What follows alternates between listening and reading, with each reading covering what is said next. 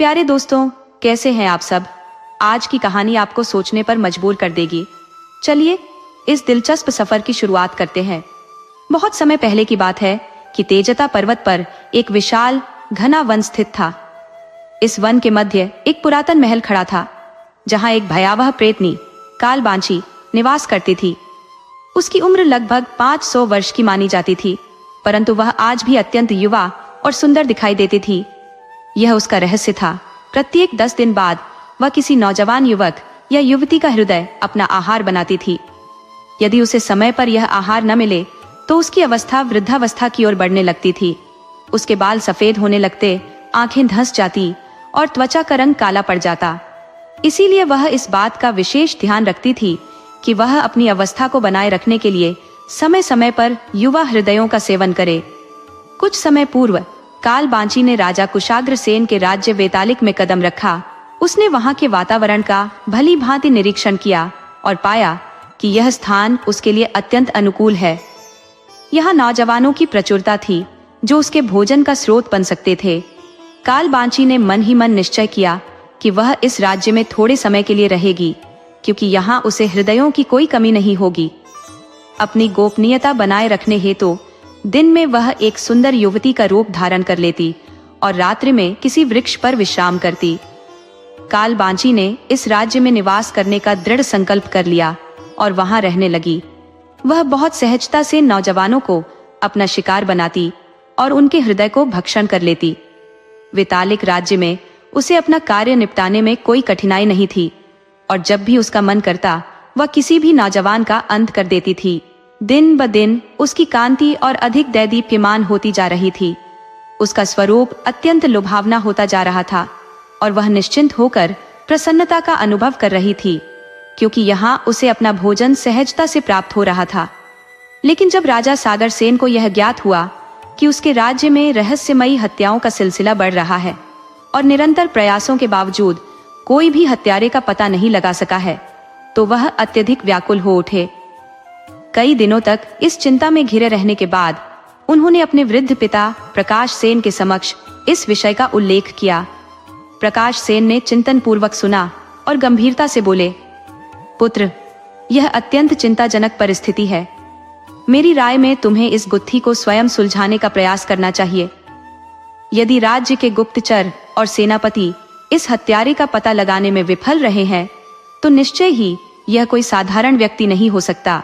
इस प्रकार की नृशंस हत्याएं करना किसी साधारण मानव का कार्य नहीं प्रतीत होता। राजा सागरसेन ने सहमति में सिर हिलाया।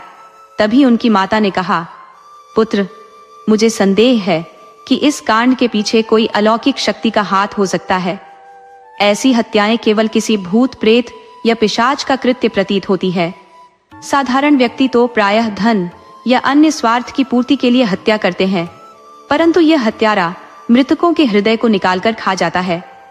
मुझे डर है कि कहीं यह हमारे राज्य पर कोई अदृश्य संकट का संकेत तो नहीं। सागरसेन ने अपनी माता की ओर देखते हुए कहा, माताश्री, आप ऐसी बातें क्यों कह रही हैं? तभी राजमाता ने उत्तर दिया, यदि यह सच हुआ तो पुत्र, हमें इसके लिए अत्यंत सतर्क रहना होगा। उसी समय एक दासी ने कक्ष में आकर सूचना दी, महाराज, महारानी पद्मिनी ने आपको बुलाया है। सागरसेन ने माता पिता से विदा लेते हुए कहा, माताश्री, पिताश्री, मैंने आज रात से ही इस हत्यारे का पता लगाने का निश्चय कर लिया है। मुझे आशीर्वाद दीजिए कि मैं अपने उद्देश्य में सफल हो सकूं। प्रकाश सेन बोले, पुत्र, हमारा आशीर्वाद सदा तुम्हारे साथ है। सफलता अवश्य तुम्हारे चरण चूमेगी। अपने माता पिता का आशीर्वाद लेकर सागरसेन कक्ष में लौटे, जहां उनकी रानी पद्मिनी प्रतीक्षारत थी। जैसे ही राजा ने कक्ष में प्रवेश किया, रानी पद्मिनी ने कहा, महाराज, क्या यह सत्य है कि आप इस रात को हत्यारे को बंदी बनाने का प्रयास करेंगे? मुझे यह बात सेनापति जी से ज्ञात हुई है। राजा सागरसेन ने गंभीरता से उत्तर दिया, हाँ, यह मेरा कर्तव्य है। अपने राज्य की सुरक्षा हेतु मुझे यह कदम उठाना ही होगा। न जाने कौन है जिसने इस राज्य में प्रवेश कर ऐसा जघन्य कार्य करना प्रारंभ कर दिया है। रानी ने चिंता भरे स्वर में कहा, आप जानते हैं, ये कार्य अत्यंत जोखिम भरा हो सकता है। आपके प्राणों पर भी संकट आ सकता है। राजा ने गंभीर स्वर में उत्तर दिया, रानी, और कोई उपाय शेष नहीं है। मैंने हर संभव प्रयास कर देख लिया है, परंतु हत्यारे तक अब तक कोई पहुंच नहीं सका है। रात के अर्धरात्रि के समय राजा सागरसेन साधारण वेशभूषा में एकाकी राज्य के विभिन्न स्थानों पर निरीक्षण हेतु निकले। उन्होंने पूरे राज्य का भ्रमण किया, परंतु कोई संदिग्ध व्यक्ति दृष्टिगोचर नहीं हुआ। तब उन्होंने राज्य की सीमाओं से लगे वन की ओर प्रस्थान किया। वन के सघन प्रदेश में पहुंचते ही राजा ने एक स्वच्छ स्थल को देखकर वहां ठहरने का विचार किया। चंद्रमा की धवल चांदनी चारों ओर बिखरी हुई थी। पहले तो उन्होंने कुछ सूखी लकड़ियां इकट्ठी की और फिर 2 पत्थरों को रगड़कर अग्नि प्रज्वलित कर दी। वृक्ष के नीचे बैठकर राजा विश्राम करने लगे, परंतु वे निद्रा में नहीं थे। उनका ध्यान हर एक हलचल पर था। वे किसी आहट की प्रतीक्षा कर रहे थे, जिससे कि हत्यारे का कोई संकेत मिल सके, परंतु वन में कोई हलचल न थी। लंबे इंतजार के बाद उनींदापन उन्हें घेरने लगा। अर्धरात्रि का अंतिम पहर निकट आ पहुंचा था। इसी समय एक कालवा, जो वन में विचरण करती थी और झरने के पास अपना डेरा बनाती थी, भोजन कर लौट रही थी। उसने देखा कि जिस वृक्ष पर वह रात्रि बिताती है, उसके नीचे एक रूपवान युवक विश्राम कर रहा था। आग की लपटों की चमक कुशाग्र सेन के मुख पर पड़ रही थी, जिससे उसकी आकृति और भी मोहक प्रतीत हो रही थी। कालवा ने जैसे ही कुशाग्र सेन को देखा, उसकी चेतना खोने लगी। उसके हृदय में अनायास ही आकर्षण का अंकुर फूट पड़ा और वह उसके निकट जा बैठी। वह उसे वैसे निहारती रही जैसे कोई सूरज की प्रथम किरणों की आभा को देखता हो। क्षण भर में उसने अपना रूप बदल लिया और मोरनी का स्वरूप धारण कर लिया। अब कालवा मोरनी के रूप में कुशाग्र सेन को देखती रही, उसकी हर गतिविधि पर दृष्टि जमाए रही। राजा अपनी खोज में लगन से जुटे रहे। उन्हें ज्ञात था कि इसी वन के पास मृतकों के शव मिले थे। इसका अर्थ था कि हत्यारा यहीं कहीं निवास करता था, किंतु उन्हें कोई ठोस प्रमाण नहीं मिल सका। थककर राजा ने राजमहल लौटने का निर्णय लिया। उन्हें अपने माता पिता और रानी पद्मिनी की चिंता भी सता रही थी। सागरसेन को राजमहल की ओर लौटते देख कालवा उदास हो उठी, पर उसने राजा को रोकने का साहस नहीं किया। उसे ज्ञात था कि वह एक प्रेतनी है और राजा एक साधारण मनुष्य। यदि राजा को उसके असली स्वरूप का पता चल जाता तो संभवतः उसका जीवन संकट में पड़ जाता। यही सोचकर वह पुनः वृक्ष पर विश्राम करने लगी और रात्रि के गहन अंधकार में विलीन हो गई। उधर जब राजा सागरसेन सकुशल राजमहल पहुंचे तो सभी ने संतोष की सांस ली। रानी पद्मिनी ने उत्सुकता से पूछा, महाराज, क्या आप उस निर्दयी हत्यारे को ढूंढने में सफल हुए? राजा ने गंभीरता से उत्तर दिया, नहीं रानी, उस हत्यारे का कोई संकेत मुझे पूरे राज्य में नहीं मिला। यहाँ तक कि मैंने उसे वन में भी खोजा, जहाँ शव प्राप्त हुए थे, लेकिन वहां भी कोई संकेत नहीं मिला। पूरी रात्रि मैंने वहां पहरा दिया, परंतु किसी प्रकार की आहट नहीं सुनी। रानी पद्मिनी ने कहा, इससे तो ऐसा प्रतीत होता है कि हत्यारा अत्यंत चतुर और धूर्त है। राजा ने दृढ़ स्वर में उत्तर दिया, रानी, चाहे हत्यारा कितना ही कुशल क्यों न हो, एक न एक दिन मैं उसे अवश्य ढूंढ निकालूंगा। तभी कक्ष के द्वार पर एक सैनिक उपस्थित हुआ और विनम्रता से बोला, महाराज की जय हो, अभी अभी सेनापति महोदय समाचार लेकर लौटे हैं। काल रात्रि महाराज के महल की भव्य वाटिका के निकट स्थित सरोवर में एक नव युवती का निर्जीव शरीर पाया गया है, जिसका जीवन किसी ने निर्ममता से छीन लिया है। सेनापति सोमेश ने शीघ्र महाराज को सूचित किया और दरबार में उनके आने की प्रतीक्षा कर रहे हैं। यह सूचना मिलते ही राजा कुशाग्र ने गहन धैर्य से कहा, तुम चलो, मैं शीघ्र ही आता हूं। राजा ने तत्परता से दरबार की ओर कदम बढ़ाए। दरबार पहुंचने पर सेनापति स्वामी चिंतित प्रतीक्षा में खड़े थे। महाराज को देख वे तुरंत प्रणाम करते हुए बोले, महाराज, आज फिर एक मृत शरीर मिला है और वह भी एक युवती का। इस पर महाराज ने गंभीरता से कहा, तो हत्यारा काल रात्रि महल के समीप ही था और मैं उसे वन में खोजता रहा। सेनापति ने उत्सुकता से पूछा, महाराज, आप अकेले ही सत्यापित करने क्यों पहुंचे? मुझे क्यों नहीं सूचित किया? महाराज गंभीर स्वर में बोले, सेनापति, इतना समय हमारे पास नहीं था। मैं साधारण वेश में था। अगर तुम्हें बताकर चल पड़ता तो राज्य की सुरक्षा का दायित्व कौन संभालता? यहाँ तुम्हारा रहना आवश्यक था।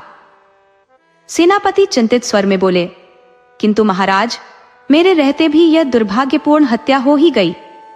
इस पर महाराज ने उन्हें सांत्वना देते हुए कहा, सेनापति, इसमें आपकी कोई त्रुटि नहीं है। यह हत्यारा असाधारण चातुर्य रखता है। अब हमें उसकी खोज जंगल में नहीं, राज्य की सीमा के भीतर ही करनी होगी। सेनापति ने सहमति में सिर हिलाते हुए कहा, आप सत्य कह रहे हैं महाराज।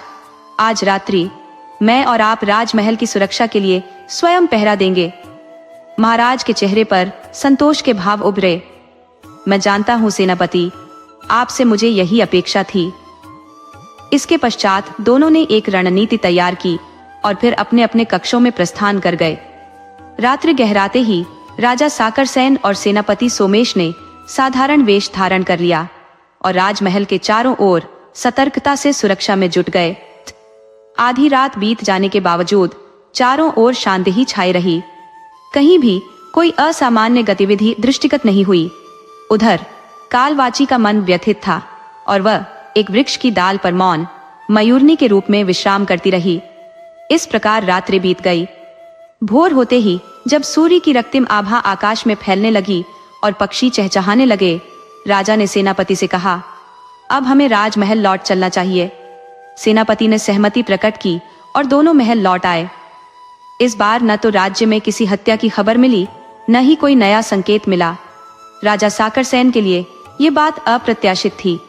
उनके मन में संदेह उठने लगा कि कहीं यह हत्यारा उनकी योजना को भांप तो नहीं गया। राजा कुशाग्रसन्न इस अनपेक्षित ठहराव से चिंतित थे और रात्रि भर विचार मग्न रहे।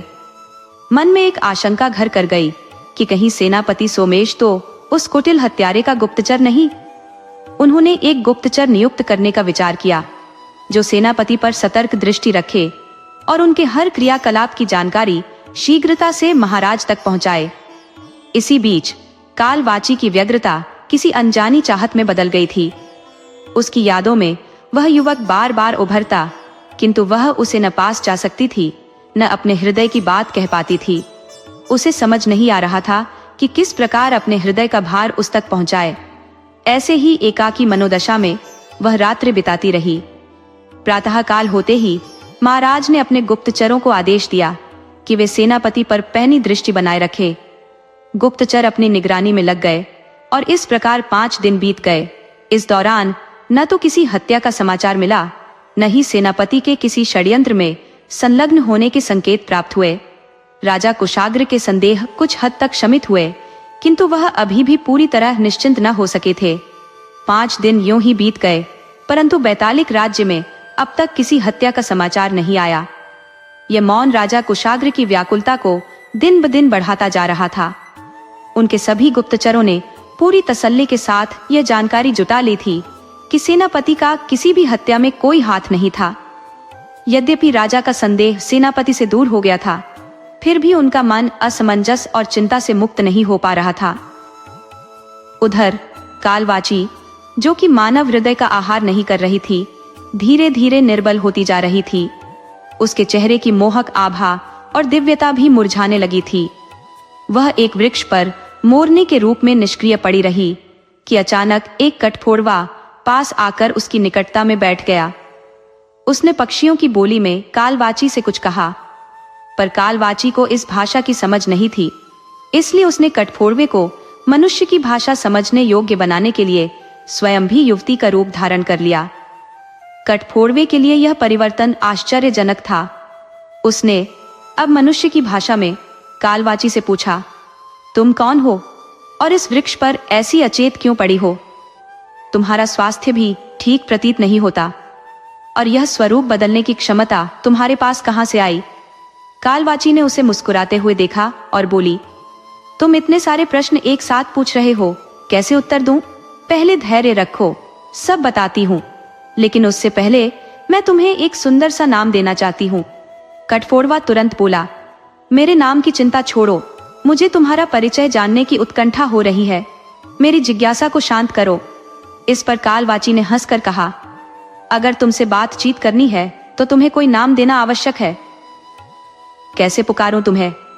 कठफोड़वा सहमत होते हुए बोला, ठीक है, मुझे करण कह सकती हो। अब कृपया मेरे सवालों का जवाब दो। कालवाची मुस्कुराई। तो आज से तुम्हारा नाम करण है। ये नाम कैसा लगा? करण ने खुशी से कहा। बहुत सुंदर है। अब बताओ तुम कौन हो और यहाँ क्यों हो? कालवाची गंभीर होकर बोली, मैं एक मायावी अस्तित्व हूँ जिसका इस संसार में कोई परिवार नहीं है। मेरे माता पिता कौन थे, कहाँ से आए थे, इसका मुझे कोई ज्ञान नहीं है। एक वृद्ध दासी ने ही मुझे पाला था। उसने मुझे बताया था कि जीवन को बनाए रखने के लिए मुझे किसी मनुष्य का हृदय भक्षण करना होगा। बचपन में वह स्वयं मेरे लिए यह कार्य करती थी, परंतु जब मैं युवा हुई तो मुझे यह काम स्वयं करना पड़ा। अब वह दासी इतनी वृद्ध और असहाय हो गई है कि अब वह मुझे अपने हृदय का आहार बनने को कहती है। तेरे लिए मर मिटने की अभिलाषा मुझे अंतर्मन तक विह्वल करती है। यह आखिरी चाह यदि पूरी न कर सको तो वह दासी का निवेदन अस्वीकार कर पाना मेरे लिए कठिन हो गया था। मैंने उसके हृदय को उसकी देह से पृथक कर उसे निगल लिया और उसकी देह को अग्नि को अर्पण कर दिया ताकि उसकी आत्मा कहीं भटक न जाए। 5 शताब्दियों से मैं इस लोक में विचर रही हूँ। पहले तिलचट्टा पर्वत श्रृंखला के एक प्राचीन महल में निवास करती थी, किंतु एक दिन यहाँ आकर मैंने इस राज्य को अपना ठिकाना बना लिया। यहाँ मुझे अपनी भूख शांत करने के लिए पर्याप्त मात्रा में आहार मिलता था। एक रात इस वृक्ष की छांव में एक युवक को विश्राम करते देखा और उस पर अपना हृदय हार बैठी। तभी से मानो मैं इस वृक्ष पर अचेत सी पड़ी हूँ। कई दिनों से आहार नहीं किया, इसीलिए अब यह अवस्था हो गई है। यदि मैं 10 दिन किसी मानव के हृदय का सेवन न करूं, तो वृद्धावस्था की परछाइयां मुझ पर छाने लगती हैं। मेरा कोमल तन कुम्हला जाता है, बाल श्वेत हो जाते हैं और अब मेरी देह को आहार की आवश्यकता है। इतना कहकर कालवाजी मौन हो गई। कठफोड़वा के जैसे प्राण ही निकल गए हों। भयभीत होकर उसने पूछा, कहीं तुमने मुझे मानव इसीलिए तो नहीं बनाया ताकि मेरे हृदय का भक्षण कर सको? अगर ऐसा है तो कृपा कर मुझे मेरे पूर्व रूप में वापस कर दो। मैं तुम्हें वचन देता हूँ कि इस वृक्ष पर फिर कभी नहीं आऊंगा और तुमसे कोई प्रश्न भी नहीं करूंगा। कालवाजी मुस्कुराई और बोली, अगर मैं ऐसा करना चाहती तो तुम्हें अपने बारे में यह सब क्यों बताती?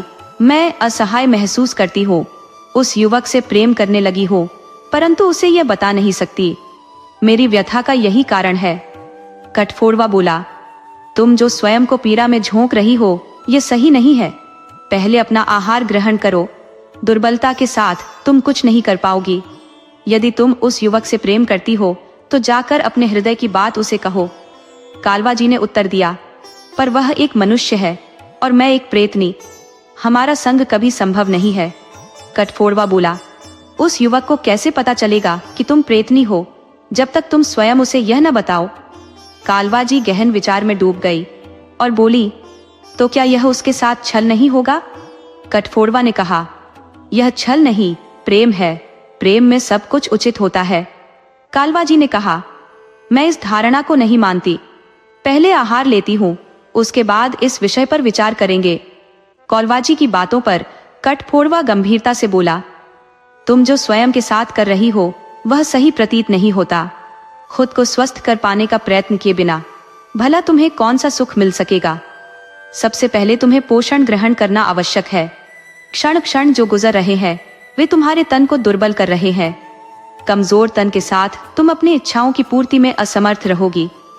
यदि उस युवक से प्रेम करती हो तो जाकर अपने भाव उसे व्यक्त करो। कालवाची ने धीरे से उत्तर दिया, लेकिन वह तो मनुष्य है और मैं प्रेतनी। हम दोनों का संग कभी संभव नहीं हो सकता।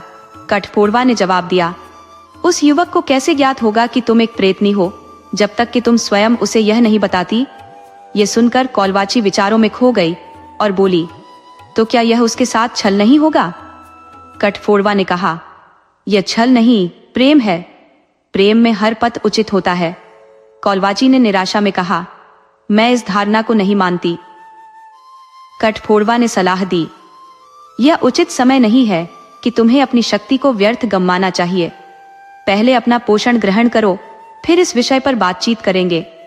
कालवाची ने सहमति जताई, किंतु अभी तो सांझ ही हुई है और मैं रात्रि में भोजन करने जाऊंगी। कठफोड़वा ने सिर हिलाते हुए कहा, तो फिर प्रातःकाल हम इस विषय पर चर्चा करेंगे। उस रात कालवाची नगर की ओर भोजन के लिए निकल पड़ी। उसने महल की अश्वशाला में पहरा देने वाले प्रहरी के हृदय को अपना भोजन बनाया भोजन के उपरांत उसका रूप और सौंदर्य पुनः निखर आया। प्रहरी का मृत शरीर वहीं छोड़कर वह वापस उसी वृक्ष पर लौट आई जहां कठफोड़वा विश्राम कर रहा था। प्रातः काल के आते ही राजमहल में भय और भी गहराने लगा। हत्यारा महल तक पहुंच चुका था और राजा सागरसेन की चिंताएं अधिक बढ़ चुकी थी।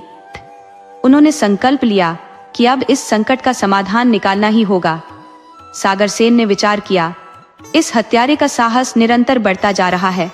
अब यह राजमहल तक आ पहुंचा है। उस रात राजा सागरसेन ने राज्य में गुप्त रूप से भ्रमण करने का निश्चय किया।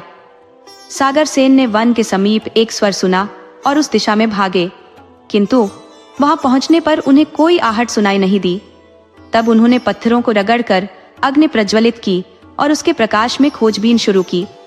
कुछ समय बाद उन्हें एक मानव का मृत शरीर मिला और उनका संदेह पक्का हो गया कि हत्यारा इसी स्थान के आसपास ही कहीं है। इस खोज में सफलता न मिलते देख उन्होंने उसी झरने के समीप वाले वृक्ष के नीचे रात बिताने का विचार किया, जहां पहले भी समय व्यतीत किया था। झरने के समीप पहुंचकर मशाल के उजाले में राजा आगे बढ़ते गए। थोड़ी देर में वे झरने के किनारे आ पहुंचे, जहां उन्हें वह वृक्ष दिखाई दिया जिसके नीचे मोरनी और कालवाची प्रसन्न मुद्रा में प्रतीक्षारत थे। मोरनी ने तत्परता से कठफोड़वे को जगाया और उसे बताया कि कोई आगंतुक आया है। कठफोड़वे ने अनमने ढंग से आंखें मसलते हुए पूछा, कौन है ये आगंतुक? कालवाची ने कहा, देखो, वही नवयुवक आया है जिससे मैं प्रेम करती हूँ। कठफोड़वे ने मशाल के प्रकाश में उस युवक की ओर दृष्टिपात किया और कालवाची से बोला, वास्तव में यह अत्यंत आकर्षक है। अब समझा कि तुमने इसके प्रति अपनी आत्मा क्यों समर्पित की। कालवाची मुस्कुराते हुए बोली, तो तुम्हें अब विश्वास हो गया? कठफोड़वे ने सहमति में सिर हिलाया और कहा, हाँ, अब विश्वास हुआ। कृपा करके अब मुझे भी विश्राम करने दो। कालवाची ने कहा, मुझे अब नींद नहीं आने वाली। कठफोड़वे ने उत्तर दिया, तो मैं तो चला सोने, तुम जागना चाहो तो जागो। यह कहकर कठफोड़वा पुनः निद्रा में लीन हो गया। वहीं वृक्ष की शाखाओं के बीच यह संवाद चल ही रहा था कि राजा ने अनजाने में इसे सुन लिया। उन्होंने सोचा कि इन प्राणियों का वार्तालाप उनकी समझ से परे है।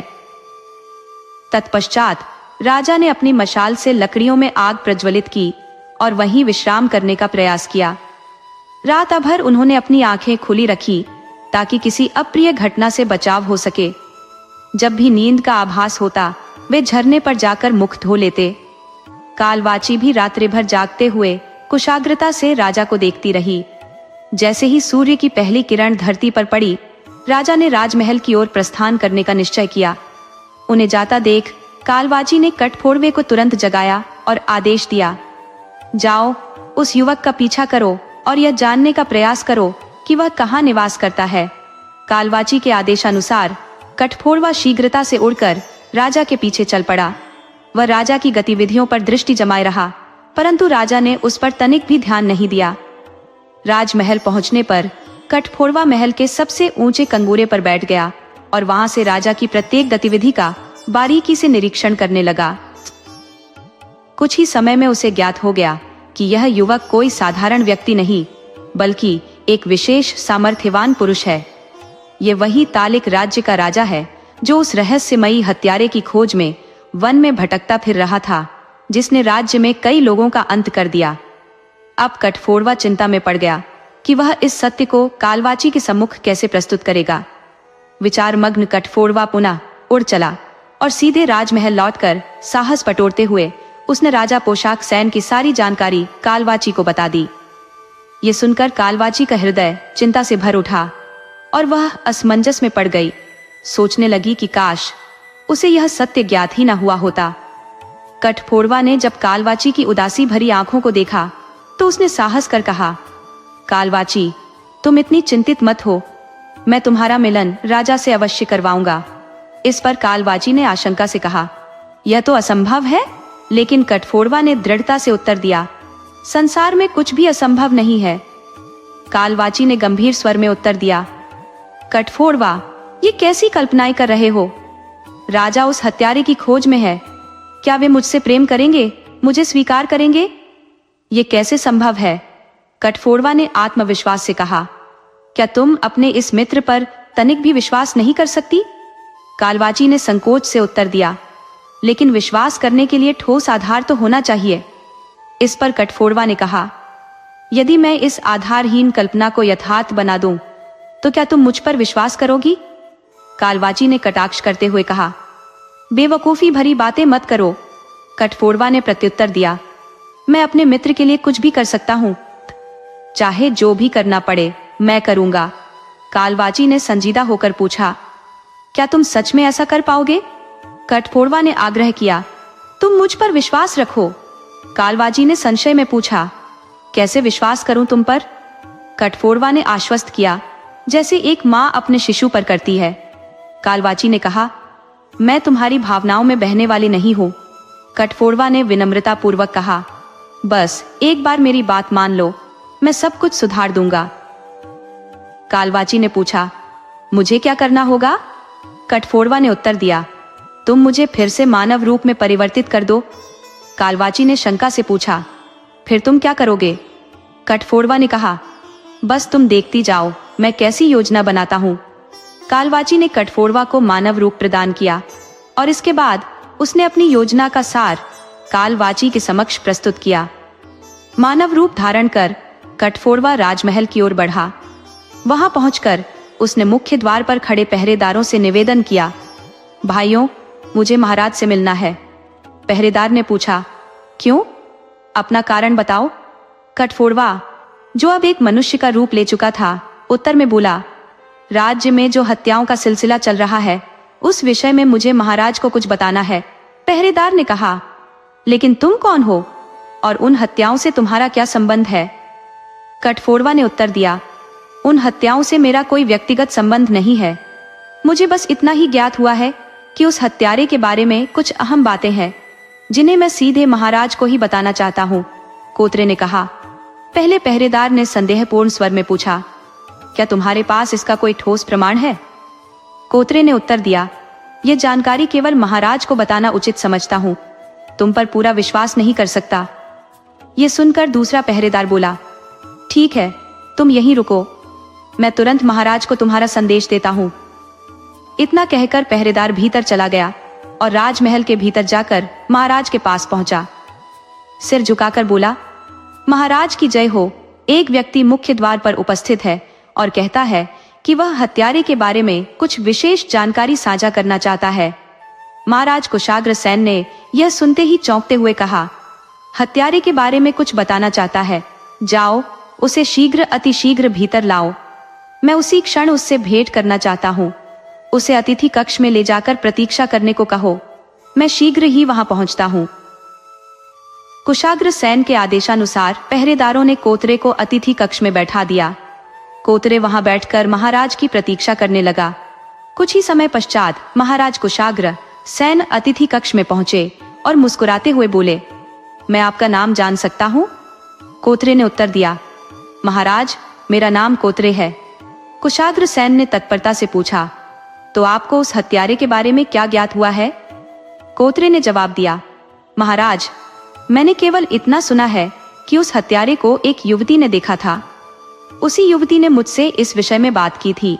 महाराज ने उत्सुकता से पूछा, वह युवती कहाँ है? क्या तुम उसके निवास स्थान के बारे में जानते हो? कोतरे ने कहा, महाराज, वह मुझे वन में मिली थी और तभी उसने मुझसे इस विषय में चर्चा की थी, परंतु उसका स्थायी निवास स्थान मुझे ज्ञात नहीं है। महाराज कुशाग्र सेन ने कुछ सोचा, फिर बोले, यदि तुम्हें नहीं पता कि वह युवती कहाँ रहती है, तो उस हत्यारे के बारे में मुझे कैसे पता चलेगा? कोतरे ने विनम्रता पूर्वक कहा, महाराज, वह युवती वन में अक्सर लकड़ी इकट्ठा करने आती है, तभी उसने मुझसे यह जानकारी साझा की थी। महाराज ने पूछा, तो क्या तुम मुझे उस युवती से मिलवा सकते हो? कोतरे ने कहा, महाराज, यदि आपको उपयुक्त लगे तो मैं कल उसे राजमहल में लेकर आ सकता हूँ। महाराज ने सतर्कता से कहा, नहीं, उसे राजमहल लाने की गलती मत करना। मैं नहीं चाहता कि इस मामले की भनक किसी और को लगे। यदि इस बात का हत्यारे को आभास हो गया तो वह सतर्क हो जाएगा और उसे पकड़ना कठिन हो जाएगा। कोतरे ने कहा, महाराज, तो फिर आपका क्या आदेश है? महाराज ने गहरी सोच में कहा, मैं उस युवती से एकांत में मिलना चाहूंगा। जाऊं, क्या तुम इस मुलाकात का प्रबंध कर सकते हो? कोत्रे ने आदर पूर्वक उत्तर दिया, जैसा आप चाहेंगे महाराज, मैं अपना सर्वश्रेष्ठ प्रयास करूंगा। युवती से मिलकर आपको सूचित करूंगा। आप उस युवती से कब और कहां मिल सकते हैं? राजा सागर सेन ने गहनता से सोचा और बोले, यही उचित होगा कि तुम शीघ्र उस युवती से भेंट कर मेरे मिलने का समय निश्चित करो। कोत्रे ने आदर पूर्वक कहा, जी महाराज, आपके आदेश का पालन करूंगा। महाराज ने गंभीरता से कहा, तो अब तुम यहां से प्रस्थान करो और ध्यान रखना कि इस विषय की जानकारी किसी को भी ना हो। पहरेदारों को भले ही तुमने सच बताया, लेकिन अब उनसे कहो कि वह जानकारी एक बहाना था ताकि तुम मुझसे मिल सको। कोत्रे ने उत्तर दिया, जी महाराज, जैसा आप चाहते हैं मैं वही करूंगा। इतना कहकर वह राजमहल से निकल गया और जाते समय पहरेदारों से वही बात कही जो महाराज ने निर्देशित किया था। वन पहुंचकर कोत्रे ने कालवाची देवी को देखा और आदर पूर्वक कहा, आप अपने रूप को संवार लीजिए देवी, क्योंकि महाराज आपसे मिलना चाहते हैं। यदि आप उन्हें प्रभावित कर सकी तो आपका सपना साकार होने में विलंब नहीं होगा। कालवाची बोली, कोत्रे, क्या तुम सच कह रहे हो? कोत्रे ने दृढ़ता से कहा, हाँ कालवाची देवी, मैं सच कह रहा हूँ। कालवाची संकोच में बोली, परंतु मैं महाराज के समक्ष कैसे जाऊंगी? मेरे पास इतना साहस नहीं है। कोत्रे ने उसे साहस बंधाते हुए कहा, साहस तो आपको ही दिखाना होगा कालवाची देवी। उसने हल्की सांस लेते हुए उत्तर दिया, ठीक है, मैं प्रयास करूंगी, किंतु महाराज मुझसे कब मिलना चाहते हैं? कोत्रे ने कहा, जब भी आप कहें मैं उन्हें संदेश भेज दूंगा कि वह आपसे कल ही मिल सकते हैं। कालवाची ने कुछ सोचा और कहा, ठीक है, मुझे विचार करने दो। और वे वार्तालाप करने लगे। उधर शाम का समय हो चला था और राजमहल में महाराज कुशाग्र सेन अपने कक्ष में चिंतित होकर टहल रहे थे। उनकी रानी पद्मनी ने उनसे पूछा, महाराज, आप इतने चिंतित क्यों प्रतीत हो रही हैं? राजा कुशाग्र सेन गहरी सांस लेते हुए बोले, रानी, क्या कहूं, राज्य में हो रही इन घटनाओं का कोई समाधान नहीं सूझ रहा है। आए दिन हत्याएं हो रही हैं और मैं कुछ भी नहीं कर पा रहा हूं। कैसे पकड़ूं इस हत्यारे को? रानी पद्मनी ने राजा की ओर देखा और सुझाव दिया, महाराज, आपने कहा था कि पिछले रात्रि किसी का शव वन में मिला था, तो क्यों ना आप फिर से उसी स्थान पर जाकर उस हत्यारे को ढूंढे? राजा कुशाग्र सेन ने उत्तर दिया, पिछली रात्रि भर में वन में ही था, किंतु वहां कोई भी संदिग्ध गतिविधि दिखाई नहीं दी। तब रानी पद्मनी ने कहा, उस स्थान पर फिर से जाने में क्या हानि है? आप एक बार जाकर देखिए तो सही, शायद वहां कुछ प्रमाण मिल जाए। राजा कुशाग्र सेन ने सहमति में सिर हिलाते हुए कहा, हाँ रानी, जैसा आप कहती हैं, मैं एक बार फिर से प्रयास करता हूँ। यदि आज रात को कुछ संकेत मिला तो समझूंगा कि मेरी मेहनत रंग ला रही है। रानी पद्मनी मुस्कुराते हुए बोली, मुझे आप पर पूर्ण विश्वास है, आप अवश्य सफलता प्राप्त करेंगे। राजा ने प्रत्युत्तर दिया, यदि ऐसा हुआ तो मेरे राज्य में पुनः समृद्धि का संचार होगा। इस पर रानी पद्मनी ने कहा, ऐसा ही होगा महाराज, आप इस राज्य को पुनः सुख शांति की ओर ले जाएंगे। जिस राज्य का राजा अपने प्रजाजनों की इतनी चिंता करता है, वहां कभी भी विपत्ति का वास नहीं हो सकता। इस प्रकार उनके बीच यह वार्ता चलती रही और रात्रि का समय हो गया। तब राजा सागरसेन वन की ओर प्रस्थान कर गए। उस रात भी वे उसी जलप्रपात के निकट स्थित कक्ष के नीचे विश्राम के लिए ठहरे। उस रात भोजन की तलाश में बाज पक्षी वृक्ष से नीचे नहीं उतरा, क्योंकि उसे अगले 2-3 दिनों तक भोजन की आवश्यकता नहीं थी। कोत्रे वही मौजूद था, मोरनी और कठोर वेही बने हुए। कालवाची की दृष्टि राजा सागर असैन्य पर थी।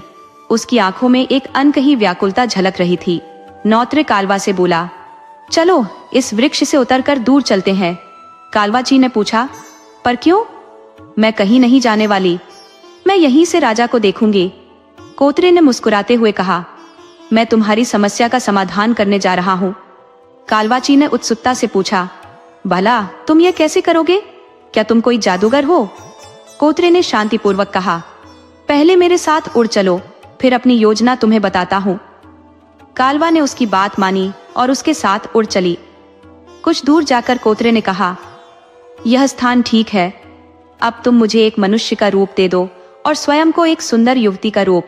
कालवाची ने पूछा, परंतु क्यों? कोतरे ने उत्तर दिया, पहले तुम रूप तो बदलो। कालवाची ने दोनों का रूपांतरण कर दिया। इसके पश्चात कोतरे बोला, अब हमें एक मसाला जलाना होगा और उस स्थान पर चलना होगा जहां राजा विश्राम कर रहे हैं। कालवाची ने असहमति जताई, मैं वहां नहीं जाऊंगी। कोतरे ने दृढ़ता से कहा, तुम्हें जलना होगा, क्यों नहीं जाना चाहती? मैं तुम्हें राजा से मिलवाना चाहता हूं और तुम हो कि तैयार ही नहीं हो। कालवाची बोली, तुमने मुझसे समय मांगा था पर तुम यह कार्य इतनी जल्दी करने जा रहे हो। कोतरे ने मुस्कुराते हुए कहा, यह शीघ्रता मेरी नहीं, तुम्हारी ही है, तुम ही व्याकुल हो रही हो। कालवाची ने प्रश्न किया, क्या वहां जाना अनिवार्य है? कोतरे ने धीरे से कहा, मुझसे क्यों पूछ रही हो, अपने हृदय से पूछो। कोतरे की बात मानकर कालवाची कुशाग्र शहर के निकट पहुंची, जहां कोतरे ने कुशाग्र सहन के सामने अभिनय करते हुए अपना वचन निभाया। महाराज, यहाँ उपस्थित पाकर मुझे सुखद अनुभूति हो रही है, कोतरे ने निवेदन किया। राजा ने गंभीर स्वर में पूछा, किंतु तुम्हें किसने बताया कि मैं यहाँ हूँ? और यह स्त्री कौन है जो मुख दूसरी ओर करके खड़ी है? कोतरे ने उत्तर दिया, मुझे आभास था कि आपसे यहीं भेंट होगी। कल रात एक मृत देह मिली थी और यह वही युवती है जिसने उस दुष्ट का साक्षात्कार किया था। मार्ग में संयोगवश मिली तो सोचा आपसे इसका संवाद करवाऊं। भयभीत है, अतः मुख उधर के खड़ी है। कोतरे ने युवती से कहा, बेटी, मुख महाराज की ओर करो, वे तुमसे कुछ प्रश्न पूछना चाहते हैं। कालवाची ने इस आदेश का पालन किया और जैसे ही उसने राजा की ओर दृष्टि उठाई, उनका मुख विस्मय से स्थिर हो गया। ऐसा प्रतीत हुआ मानो समय ठहर गया हो। राजा उसकी सुंदरता में इतने विभोर हो गए कि दृष्टि हटाना भूल गए। उधर कालवाची ने जैसे ही सागर सेन के नेत्रों से अपनी दृष्टि मिलाई, लज्जा के कारण उसने तुरंत अपनी पलकें झुका ली। राजा सागर सेन भी उसे तन्मयता से निहार रहे थे। मौन को भंग करते हुए कोतरे ने राजा से कहा, महाराज, इसका नाम कालिंदी है, ये उस पार एक कुटिया में रहती है। दुर्भाग्य की मारी यह स्त्री अत्यंत निर्धन है और पर्याप्त भोजन भी इसे सुलभ नहीं है। मुझे इस पर दया आ गई महाराज, कोतरे ने कहा, और इसीलिए मैंने इसे आपके बारे में बताया। मैंने कहा कि वैतालिक राज्य के राजा सागर सेन अत्यंत दयालु हृदय के हैं और निश्चित ही आपकी सहायता करेंगे, परंतु इसे मेरे शब्दों पर यकीन ही नहीं हुआ, अतः मैंने इसे आपके पास लाने का निश्चय किया। आपकी दयालुता और इसकी दुर्दशा देखकर आप अवश्य कुछ उपाय करेंगे। मैंने ठीक किया? नहीं महाराज, राजा सागर सेन ने सहमति में सिर हिलाया। हाँ, तुमने ठीक किया, कोतरे ने अपनी चिंता प्रकट करते हुए कहा। मुझे भय है महाराज, इस युवती का वन में निवास है, कहीं इसकी सुरक्षा पर कोई संकट ना आ जाए। इस पर राजा ने सोचा, तो इसके संरक्षण हेतु क्या किया जाए? कोतरे ने सुझाव दिया, महाराज, क्यों न इसे राजमहल में दासी बनाकर अपने संग ले जाया जाए? राजा ने विचारपूर्ण स्वर में कहा, ऐसा करना अभी संभव नहीं प्रतीत होता। कोतरे ने उत्सुकता से पूछा, महाराज, परंतु क्यों? राजा ने उत्तर दिया, क्योंकि इतनी शीघ्रता में किसी पर विश्वास नहीं किया जा सकता। मैं तो इसे जानता तक नहीं हूं। कोतरे ने निवेदन किया, महाराज, इसे मात्र एक असहाय और निर्धन युवती समझे। इसके पास कोई अपना नहीं, वन में निराश्रित और भटकने को विवश है। अनाथ होने के दुर्भाग्य के साथ ही न जाने इस पर और कितने कष्ट विराजमान है। हो सकता है कि इसकी हत्या की योजना भी उस हत्यारे ने रची हो जिसने कल की घटना को अंजाम दिया था। राजा ने गंभीरता से कहा, बहुत हुआ। यदि तुम मानते हो कि इसे राजमहल ले जाना उचित है तो ऐसा ही होगा, किंतु पहले इस युवती की स्वीकृति लेना उचित होगा, कोतरे ने सुझाव दिया। महाराज, आप ही क्यों न इससे पूछ लें। वैसे भी जो निराश्रित होता है उसे सहारे की अत्यधिक आवश्यकता होती है, और आप तो इसे पूरा राजमहल देने का प्रस्ताव कर रहे हैं। राजा ने कालिंदी की ओर देखा और पूछा, क्या तुम मेरे संग राजमहल चलना स्वीकार करोगी? कालिंदी ने झुककर उत्तर दिया, जैसी आपकी आज्ञा महाराज, मैं आपकी हर आज्ञा का पालन करूंगी। राजा ने फिर पूछा, तो तुम राजमहल चलने को तैयार हो? कालिंदी ने विनम्रता से कहा, हाँ महाराज, यदि आप मुझे अपने महल में स्थान दे रहे हैं तो मैं मना क्यों करूंगी। आप मेरे हित की ही बात सोच रहे होंगे। राजा ने निर्णय लेते हुए कहा, तो ठीक है, आज रात तुम यहीं इस वृक्ष के नीचे विश्राम करो। प्रातःकाल मेरे संग राजमहल चलना। कोतरे ने आग्रह किया। महाराज, आप भी विश्राम कीजिए, बाकी बातें सुबह भी हो सकती हैं। किंतु राजा सागर सेन ने मना कर दिया। नहीं, मुझे अभी इसी समय कालिंदी से उस हत्यारे के विषय में पूछताछ करनी है। राजा सागर सेन ने गंभीर स्वर में कहा, मैं तो यूं भी रात्रि भर जागने का निश्चय कर चुका हूँ। मुझे उस हत्यारे के विषय में जानना अत्यंत आवश्यक है। कालिंदी ने तुरंत कहा, महाराज, यदि आप राज्य की भलाई हेतु जाग सकते हैं तो हम दोनों भी आपके साथ रात्रि जागरण कर सकते हैं। राजा ने मुस्कुराते हुए उत्तर दिया, कालिंदी, तुम तो एक युवती हो और कोमल मनुष्य का स्वभाव थकान से कमजोर हो जाता है। बेहतर होगा कि तुम विश्राम करो। कालिंदी ने आत्मविश्वास से कहा, महाराज, मैं उन सामान्य युवतियों में से नहीं जो थोड़ी थकान में घबरा जाए। यद्यपि मैं अनाथ और निर्धन हूँ, परंतु मैंने संघर्ष करना सीखा है। राजा उसकी निडरता से प्रभावित होकर बोले, तुम्हारे जैसे साहसी व्यक्तित्व इस राज्य के लिए अनमोल है। कालिंदी ने शंकालु स्वर में कहा, महाराज, क्या आप मेरा उपहास कर रहे हैं? राजा ने संजीदगी से कहा, नहीं कालिंदी, मैं सत्य कह रहा हूँ। कालिंदी ने सहमति में सिर हिलाया और उत्तर दिया, मुझे आपके शब्दों पर पूर्ण विश्वास है। कोतरे ने इस बीच याद दिलाया, महाराज, आपने कालिंदी से उस हत्यारे के विषय में पूछताछ करनी थी। राजा ने संयम से कहा, हाँ, मैं पूछूंगा, थोड़ा धैर्य रखो। इस पर कोतरे मुस्कुराते हुए बोला, महाराज, मुझे तो लगता है कि कालिंदी को देखकर आपका धैर्य विचलित हो रहा है। राजा ने ध्यान केंद्रित करते हुए कालिंदी से प्रश्न किया, कालिंदी, बताओ, उस हत्यारे के विषय में तुम क्या जानती हो? वह पुरुष है या स्त्री? कालिंदी ने कहा, महाराज, वह एक पुरुष है और उसका चेहरा अत्यंत विकराल है। राजा ने पूछा, वह हत्या के लिए किस प्रकार का अस्त्र प्रयोग करता है? कालिंदी ने उत्तर दिया, वह कोई शस्त्र का उपयोग नहीं करता। अपने हाथों को विचित्र रूप से फैलाकर दूर से ही अपने शिकार की ओर बढ़ता है और उसके सीने को फाड़कर हृदय निकाल लेता है। राजा ने आगे पूछा, और इसके बाद वह उन मृतकों का क्या करता है? कालिंदी ने भयभीत स्वर में कहा, मुझे यह ज्ञात नहीं महाराज। मैं इतनी भयभीत थी कि वहां से भाग खड़ी हुई। मुझे आशंका थी कि यदि उसने मुझे देख लिया तो मेरा भी वही हश्र होगा। राजा ने सहमति में सिर हिलाते हुए कहा, तुमने सही किया, परंतु क्या तुम उसकी कद काठी या किसी विशिष्ट पहचान का विवरण दे सकती हो? कालिंदी ने संजीदगी से कहा, महाराज, उस रात वन में घना अंधकार फैला था। केवल चांद की मध्यम रोशनी ही दृश्य स्पष्ट कर रही थी और जितना मैंने देखा वो सब आपको बता दिया। मैं उस हत्यारे से काफी दूरी पर थी, इस कारण और अधिक जानकारी नहीं दे पाऊंगी। राजा सागर सेन ने हल्की मुस्कान के साथ उत्तर दिया, तुम्हारी साहसिकता और संजीदगी के लिए धन्यवाद कालिंदी। उस रात वे तीनों लंबे समय तक संवाद करते रहे और जब भोर का प्रकाश फैला तो उन्होंने राजमहल के लिए प्रस्थान का निश्चय किया। जब कोतरे भी उनके साथ चलने के लिए तत्पर हुआ तो महाराज सागर सेन ने हैरान होते हुए कहा, कोतरे, तुम हमारे साथ क्यों चलना चाहते हो? तुम्हारा निवास तो राज्य के भीतर ही है। कोतरे ने झिझकते हुए कहा, जी महाराज, मेरा मन राजमहल जाने को लालायित है। इस पर राजा ने सख्त स्वर में कहा, अभी तुम्हारी आवश्यकता नहीं है। आवश्यकता पड़ने पर मैं तुम्हें अपने सैनिकों के माध्यम से बुलवा लूंगा। जाने से पहले अपने निवास स्थान का उल्लेख कर जाओ। कोतरे का चेहरा विषम परिस्थिति में पड़ गया, जैसे उसे अपने निवास का नाम बताने में संकोच हो रहा हो। तभी कालिंदी बोली, महाराज, कोतरे आपके राज्य में ही निवास करता है। एक दिन मैं उससे काम मांगने पहुंची थी।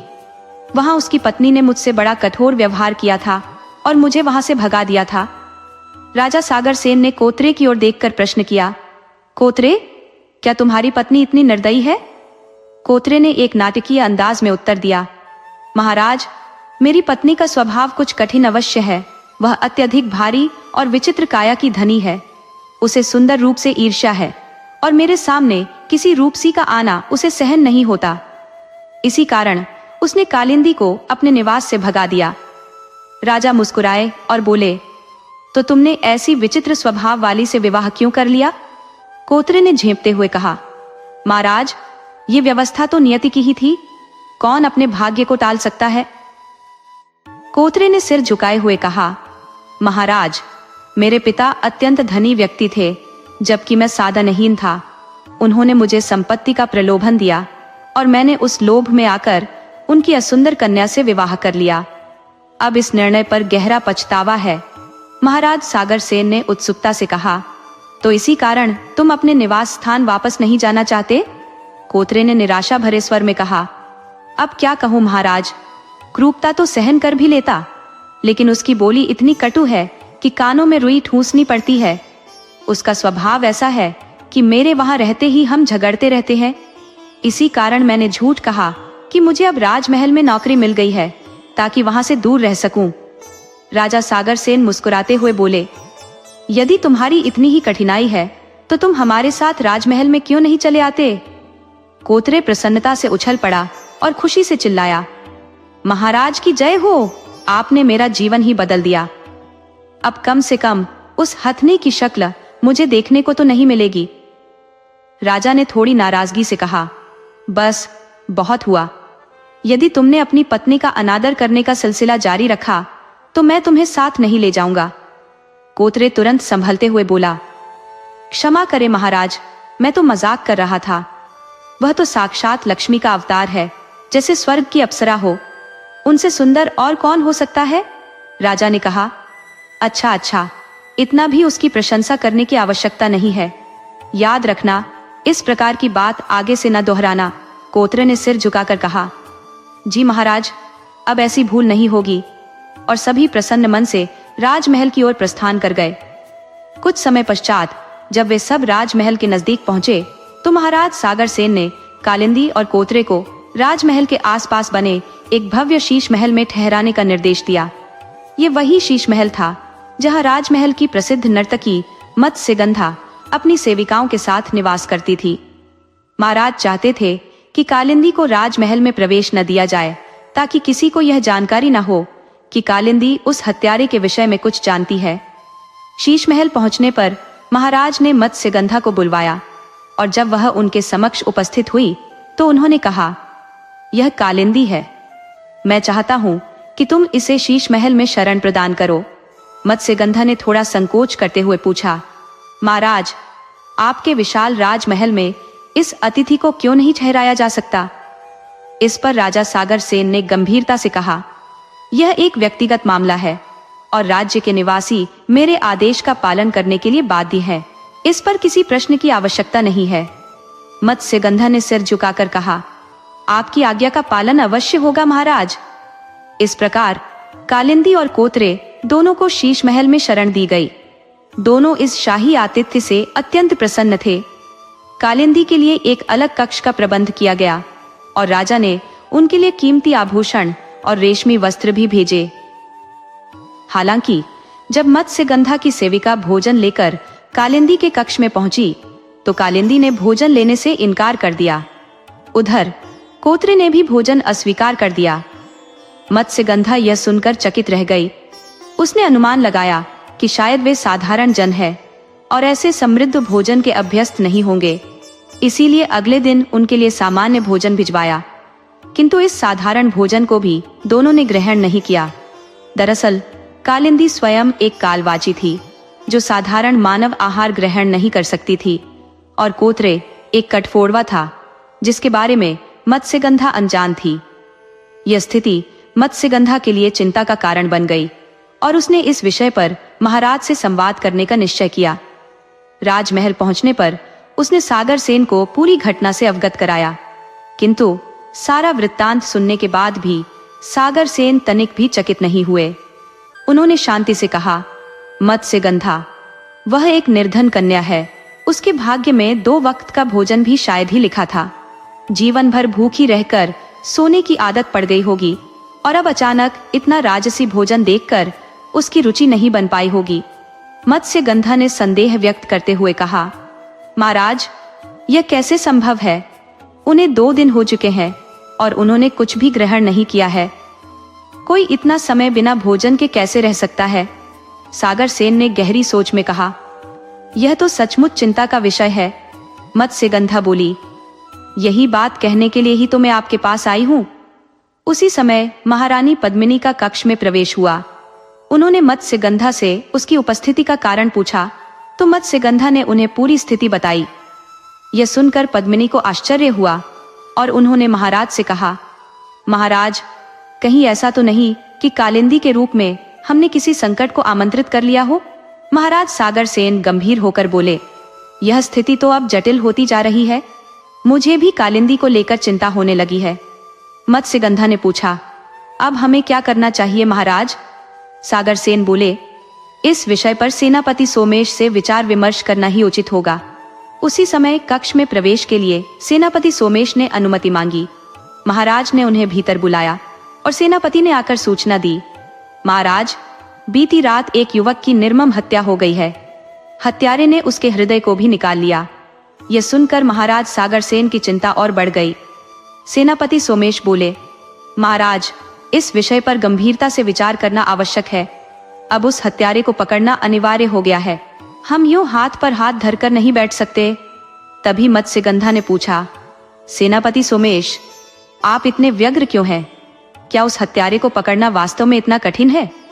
सेनापति ने क्षणिक आश्चर्य में पूछा, मत्स्यगंधा, आप यहाँ कैसे? मत्स्यगंधा ने कहा, मैं तो कालिंदी के विषय में महाराज से चर्चा करने आई थी, लेकिन यहाँ आकर देखा कि महाराज तो किसी गंभीर समस्या से जूझ रहे हैं और मैंने अनजाने में उन्हें एक और चिंता में डाल दिया। तब सेनापति सोमेश ने कहा, महाराज, क्या इससे बड़ी और कोई समस्या हो सकती है?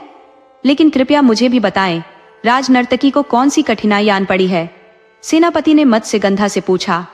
महाराज, गणपति सोमेश, बात यह है कि 2 दिन पहले महाराज मेरे शीश महल में एक युवती को लाए थे जिसका नाम कालिंदी है। समस्या यह है कि वह भोजन नहीं करती और इसका कारण हमें नहीं पता। सेनापति ने चिंतित होकर कहा, लेकिन महाराज, आपने इस विषय में मुझे कुछ नहीं बताया।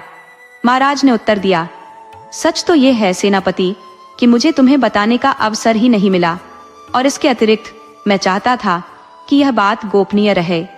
तब सेनापति ने कहा, महाराज, लेकिन ऐसी बात जो चिंता का विषय बन जाए उसे किसी और से नहीं, लेकिन राज्य के सेनापति से अवश्य साझा किया जा सकता है।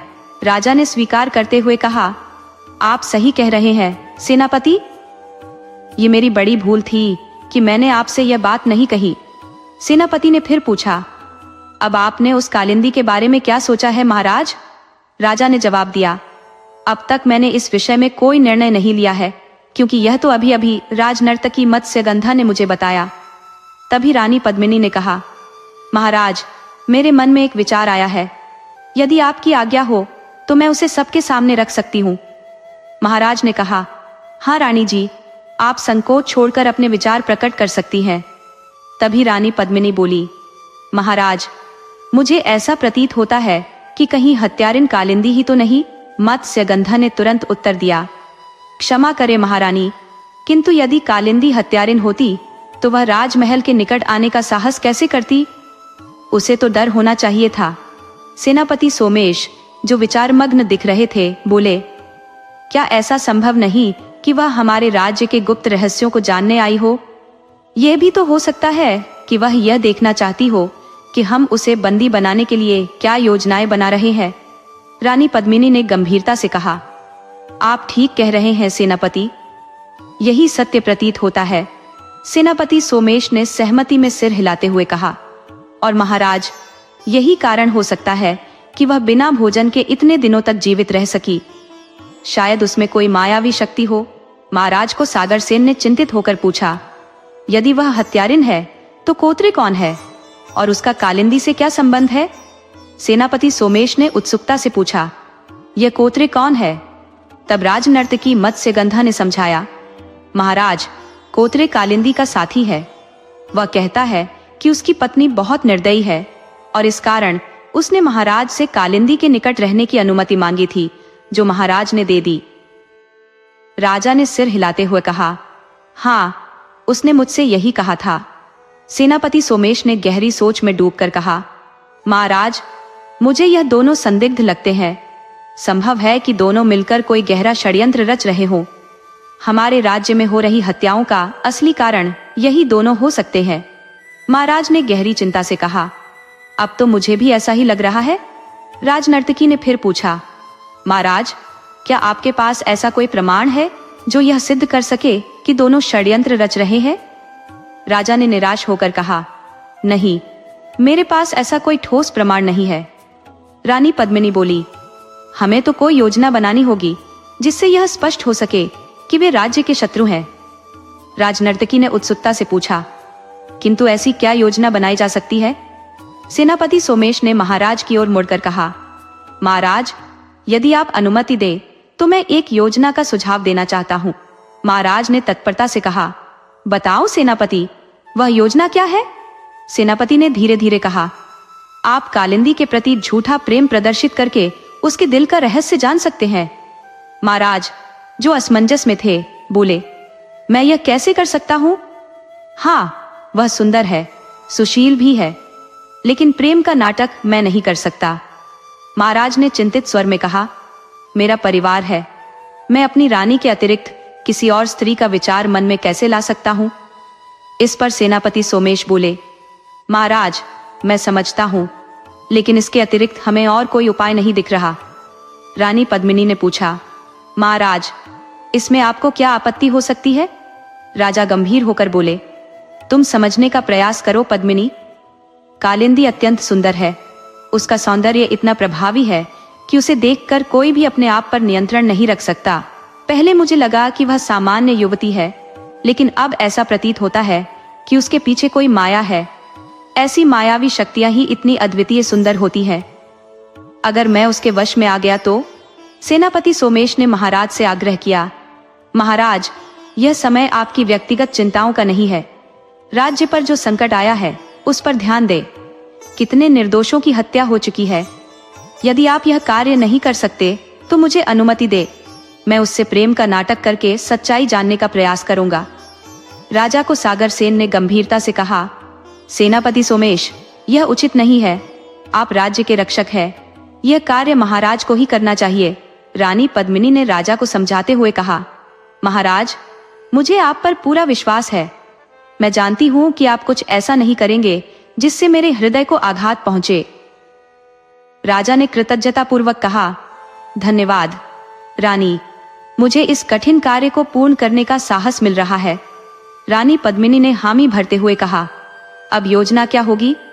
तभी सेनापति ने सुझाव दिया, महाराज, सबसे पहले आप कालिंदी से बातचीत करने का प्रयास करें। उसके व्यवहार से कुछ न कुछ तो संकेत अवश्य मिलेगा।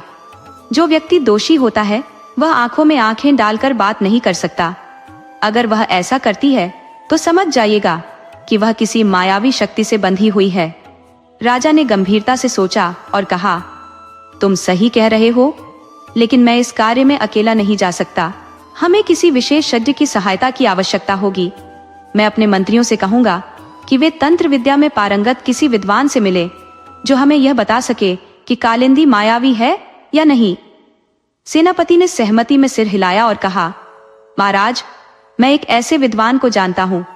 वह नीलांबर पार की कंगरा गुफाओं में साधना करते हैं और संकट में पड़े लोगों की सहायता के लिए सदैव तत्पर रहते हैं। उनके सहयोग से हमें अवश्य सफलता मिलेगी। राजा ने संतोष प्रकट करते हुए कहा, अच्छा है सेनापति, हम उनकी सहायता से इस गूढ़ समस्या का समाधान निकालेंगे। किंतु अब हमें इस योजना पर गहन विचार विमर्श करना चाहिए। तब सभी एकत्र होकर अपनी गहन योजना पर चर्चा करने लगे। विचार विमर्श के उपरांत सेनापति और सौर की राजनर्तकी मत्स्यगंधा दोनों अपने अपने निवास स्थान की ओर प्रस्थान कर गए। रानी पद्मिनी और राजा सागरसेन भी अपने कक्ष में रात्रि के आगमन की प्रतीक्षा करने लगे। जैसे ही रात ढली, रानी पद्मिनी ने दासी से कहकर राजा कुशाग्र सहन के लिए भोजन का प्रबंध करवाया। राजा सागरसेन भोजन पर बैठे और रानी पद्मिनी उन्हें पंखा झलने लगी। महाराज सागरसेन ने शीघ्रता से भोजन किया और फिर रानी पद्मिनी को एक विशेष संकेत दिया जिससे योजना का एक महत्वपूर्ण कार्य पूर्ण हो सके। रानी पद्मिनी भोजनालय में पहुंची, जहां उन्होंने कुछ खाद्य पत्रों को सावधानी से लपेटा। और राजा सागर सेन के पास आ गई। राजा कुशाग्र सेन ने पत्रकों में संलग्न भोजन ग्रहण किया और राजमहल से बाहर निकलकर शीश महल की दिशा में अग्रसर हो गए। घना अंधकार छाया हुआ था। दूर किसी कोठरी में उल्लू की आवाजें गूंज रही थी, परंतु राजा सागर सेन निडर होकर अपने पथ पर बढ़ते गए। कुछ समय पश्चात वे शीश महल पहुंच गए और कालिंदी के कक्ष में प्रवेश किया। अचानक उन्हें अपने कक्ष में देखकर कालिंदी कुछ विस्मित हो गई। कालिंदी ने महाराज सागर सेन से जिज्ञासा से पूछा, महाराज, आप यहाँ कैसे पधारे? यदि कोई अति आवश्यक कार्य था तो मुझे बुलवा लिया होता। इस कष्ट का क्या कारण? महाराज मुस्कुराते हुए बोले, कालिंदी, तुम्हारी इस सहजता में कौन सा कष्ट है? मैं तो बस एक बहाना ढूंढ रहा था तुमसे बातचीत का, और अवसर हाथ में आते ही यहाँ चला आया। कालिंदी ने हंसते हुए पूछा, महाराज, मुझसे मिलने हेतु अवसर की आवश्यकता क्यों? आप तो सर्वसमर्थ है। महाराज गंभीर होते हुए बोले, तुम्हारे अद्भुत सौंदर्य का जो जादू मेरे दिल पर छाया है, उसे शब्दों में बयां करना कठिन है। जब भी किसी कार्य में मन लगाने का प्रयास करता हूँ, तुम्हारा मोहक मुखड़ा हर ओर मंडराने लगता है। कालिंदी थोड़ा संकोच में पड़ते हुए बोली, महाराज, कैसी बातें कर रहे हैं आप? महाराज बोले, जो मेरे अंतर मन में चल रहा है, शायद वही तुम्हारे मन में भी स्पंदित हो रहा हो। ये भावना मैं और किसी से साझा नहीं कर सकता। कालिंदी लज्जा में झुकते हुए बोली, महाराज, आपकी बातें मैं समझ रही हूँ, परंतु मैं आपकी रानी नहीं हूँ। ये मुझसे न कहे। आपकी रानी मुझे इस कठिन स्थिति में मत डालिए। महाराज ने उसे सांत्वना देते हुए कहा, यह कोई कठिनाई नहीं कालिंदी, यह प्रेम है। क्या तुम मेरे हृदय में झांक कर इसे अनुभव नहीं कर सकती? कालिंदी ने पूछा, क्या आप अपनी रानी से प्रेम नहीं करते? महाराज ने एक गहरी सांस लेकर उत्तर दिया, कालिंदी, मेरा उस विवाह से प्रेम का कोई संबंध नहीं था। वह केवल राजनैतिक गठबंधन था। मेरे पिता ने एक संघर्ष में समझौते के तहत यह संबंध स्वीकारा था। मुझे कभी प्रेम का अनुभव नहीं हुआ, केवल समझौते के बंधन में बंधा रहा। कालिंदी ने संयमित स्वर में उत्तर दिया, महाराज, आपके मन में तो गहरी पीड़ा है। मुझे क्षमा करें, अनजाने में मैंने आपके हृदय की वेदना छू ली। महाराज ने धीमे स्वर में कहा, तुमसे मिलकर मुझे सच्चे प्रेम का एहसास हुआ। पहली रात्रि में ही तुम्हारी मधुर वाणी और स्नेह भरी दृष्टि ने मेरे भीतर कुछ विशेष स्थान बना लिया। तुम्हारे ये गहरे नेत्र, कमल के समान सुंदर होंठ, घने बादलों से बाल, तुम्हारी कोमल छवि ने मेरे हृदय पर अपना अमिट प्रभाव छोड़ दिया है। मैं तुमसे विनम्रता पूर्वक निवेदन करता हूँ, क्या तुम मेरे जीवन का हिस्सा बनोगी? तुम्हारे बिना मेरा अस्तित्व नीरस हो जाएगा, जैसे पुष्प से मधुहीन हो जाता है। तब कालिंदी ने पूछा, महाराज, क्या आप मुझसे सच में इतना प्रेम करते हैं? महाराज ने उत्तर दिया, हाँ प्रिय, मैं तुमसे सच्चा प्रेम करता हूँ। क्या तुम मुझसे प्रेम नहीं करती? ये सुनकर कालिंदी ने धीरे से कहा, महाराज, मुझसे यह प्रश्न मत कीजिए, क्योंकि मैं सत्य नहीं बोल पाऊंगी। उसने अपना मुख दूसरी ओर फेर लिया। महाराज ने उसे सागर सैनी की तरह अपनी हथेलियों में थामा और कहा, कालिंदी, मेरी आंखों में देखो और कहो कि तुम मुझसे प्रेम करती हो। कालिंदी ने अपनी आंखें बंद कर ली और कहा, महाराज, मैं यह नहीं कह सकूंगी। महाराज ने विस्मित स्वर में पूछा, क्यों नहीं कह सकती? कालिंदी ने धीमे स्वर में उत्तर दिया, बस मैं कह नहीं सकूंगी महाराज, मुझे ऐसा करने के लिए विवश मत कीजिए। महाराज ने आग्रह किया, कहो ना, कहो कि तुम मुझसे प्रेम करती हो। आज सब कुछ स्पष्ट कर दो, जो भी तुम्हारे हृदय में है। मुझे अब और विचलित मत करो। आज मेरे हृदय की अग्नि को शांत कर दो। कालिंदी, प्रेम का अनुभव करने दो और स्वयं भी इस अनुभव को अपनाओ। उन्होंने आगे कहा, अब और प्रतीक्षा मत कराओ प्रिया, प्रेम अत्यंत अद्भुत अनुभूति है। इसके पश्चात इस संसार की किसी भी वस्तु की अभिलाषा नहीं रह जाती।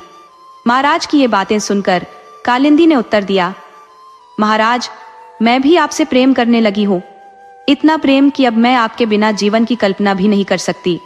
महाराज ने मुस्कुराते हुए कहा, यह सुनकर मुझे अत्यधिक प्रसन्नता हुई। अब मेरा हृदय निश्चिंत हो चुका है। तब महाराज ने कालिंदी से पूछा, कालिंदी, क्या तुम सच में मुझसे प्रेम करती हो? इस पर कालिंदी ने उत्तर दिया, सच में महाराज, आपकी बात सुनकर प्रसन्नता होती है। महाराज बोले, कालिंदी, तुम्हारे मुख से यह सुनकर मैं अत्यंत प्रसन्न हुआ हूँ।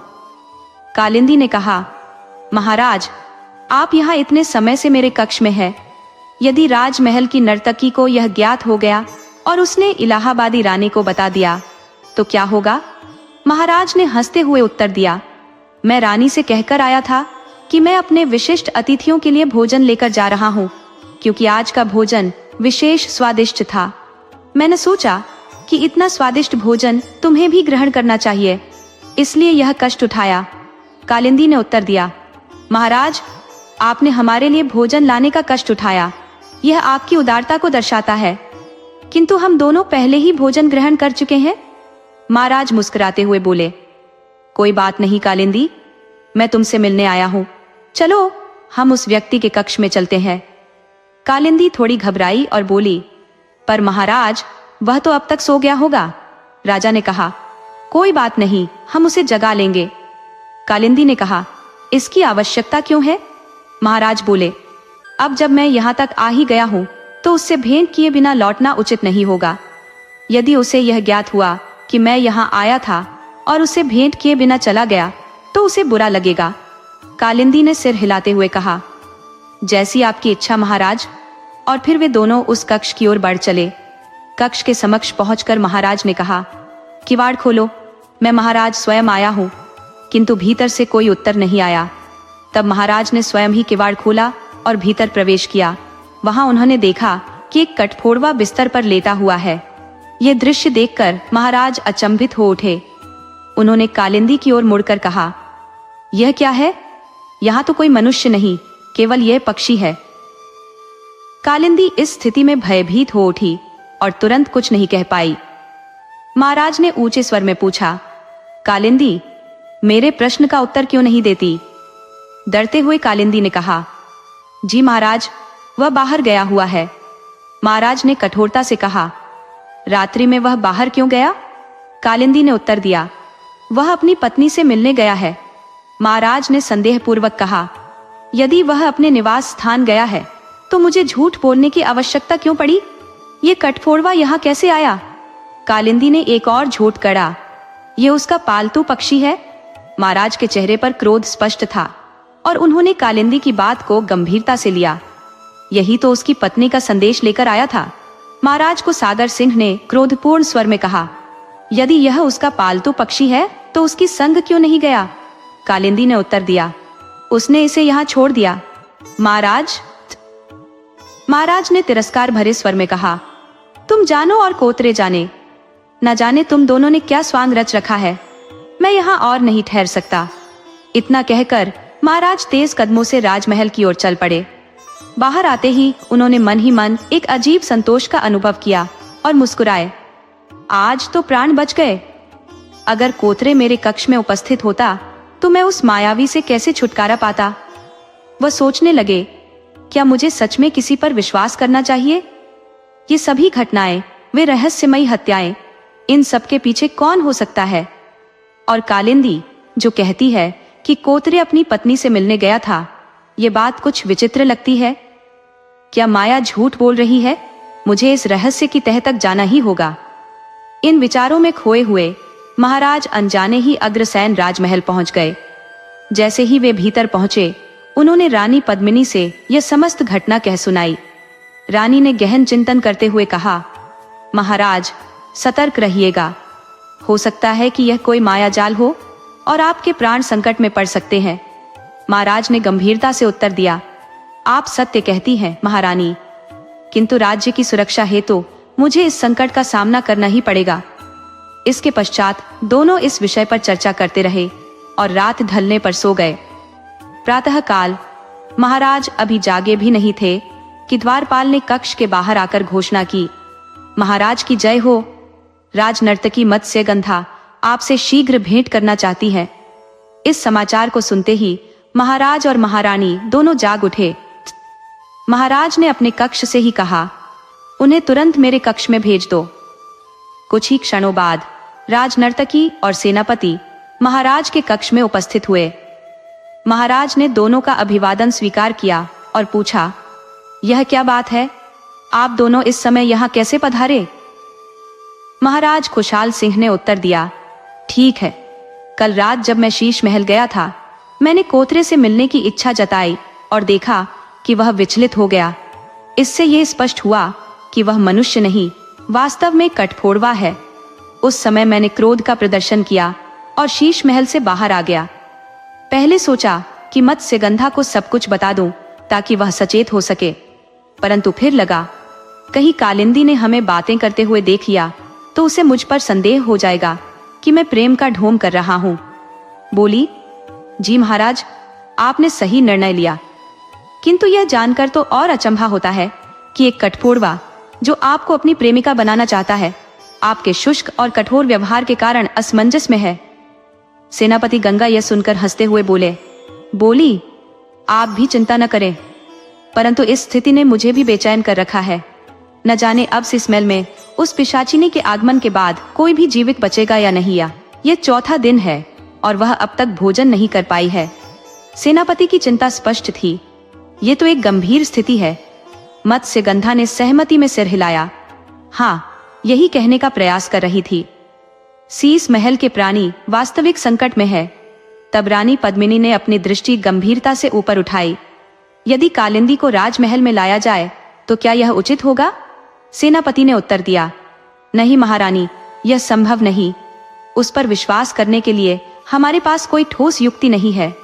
रानी ने सुझाव दिया, तो हम उसकी गतिविधियों पर कड़ी नजर रख सकते हैं।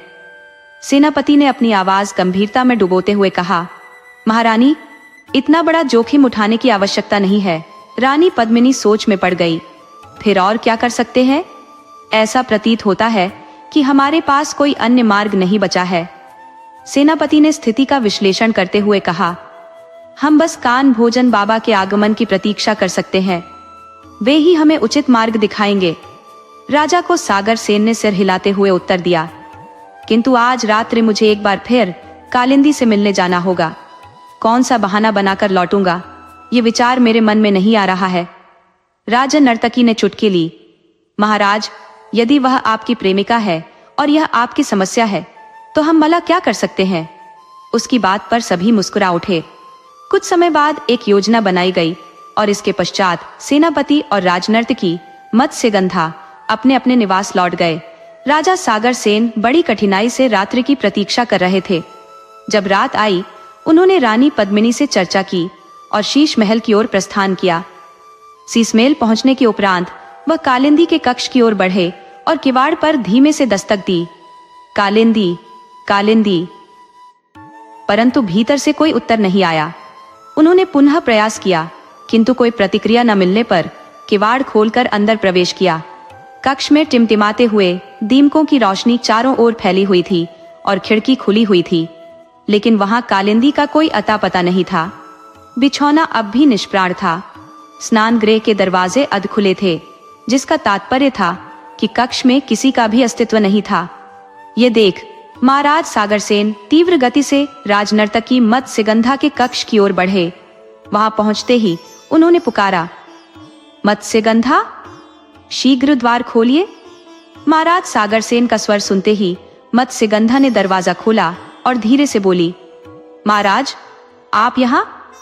कहीं कालिंदी ने हमें देख लिया तो वह हमारी युक्ति पर संशय कर उठेगी। महाराज मुस्कुराए और बोले, वह यहाँ होगी तभी तो देखेगी। मत्स्यगंधा उनके कथन का तात्पर्य नहीं समझ सकी।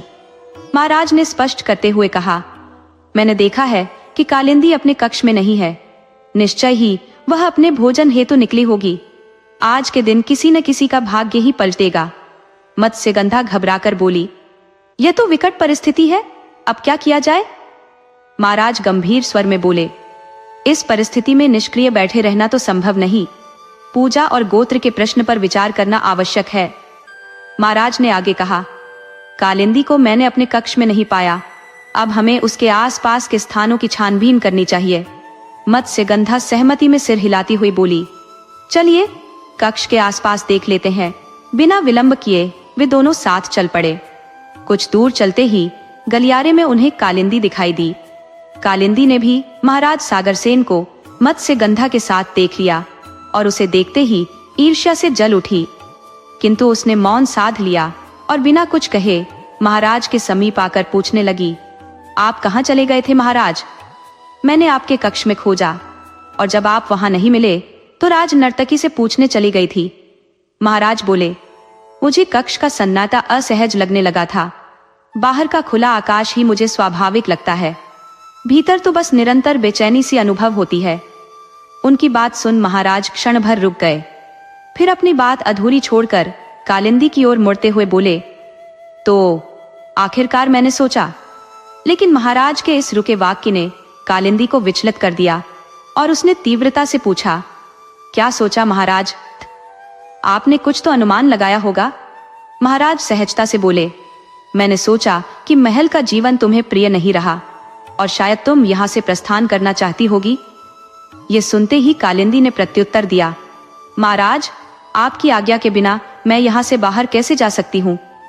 इस पर महाराज ने शांत भाव से पूछा, मत्स्यगंधा कहाँ है? क्या वह अपने कक्ष में है? कालिंदी ने उत्तर दिया, महाराज, वह अपने कक्ष में ही होगी।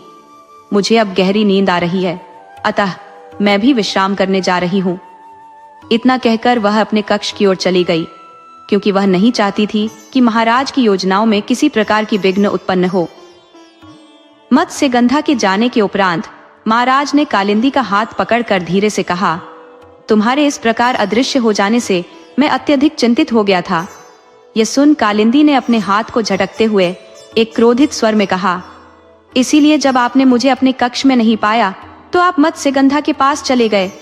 मुझे सब ज्ञात है महाराज, आप मुझसे कोई सच्चा प्रेम नहीं करते।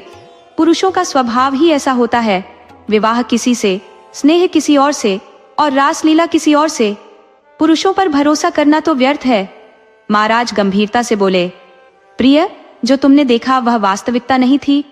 मत्स्यगंधा तो प्रतिदिन अनेक पुरुषों के सम्मुख अपने नृत्य का प्रदर्शन करती है।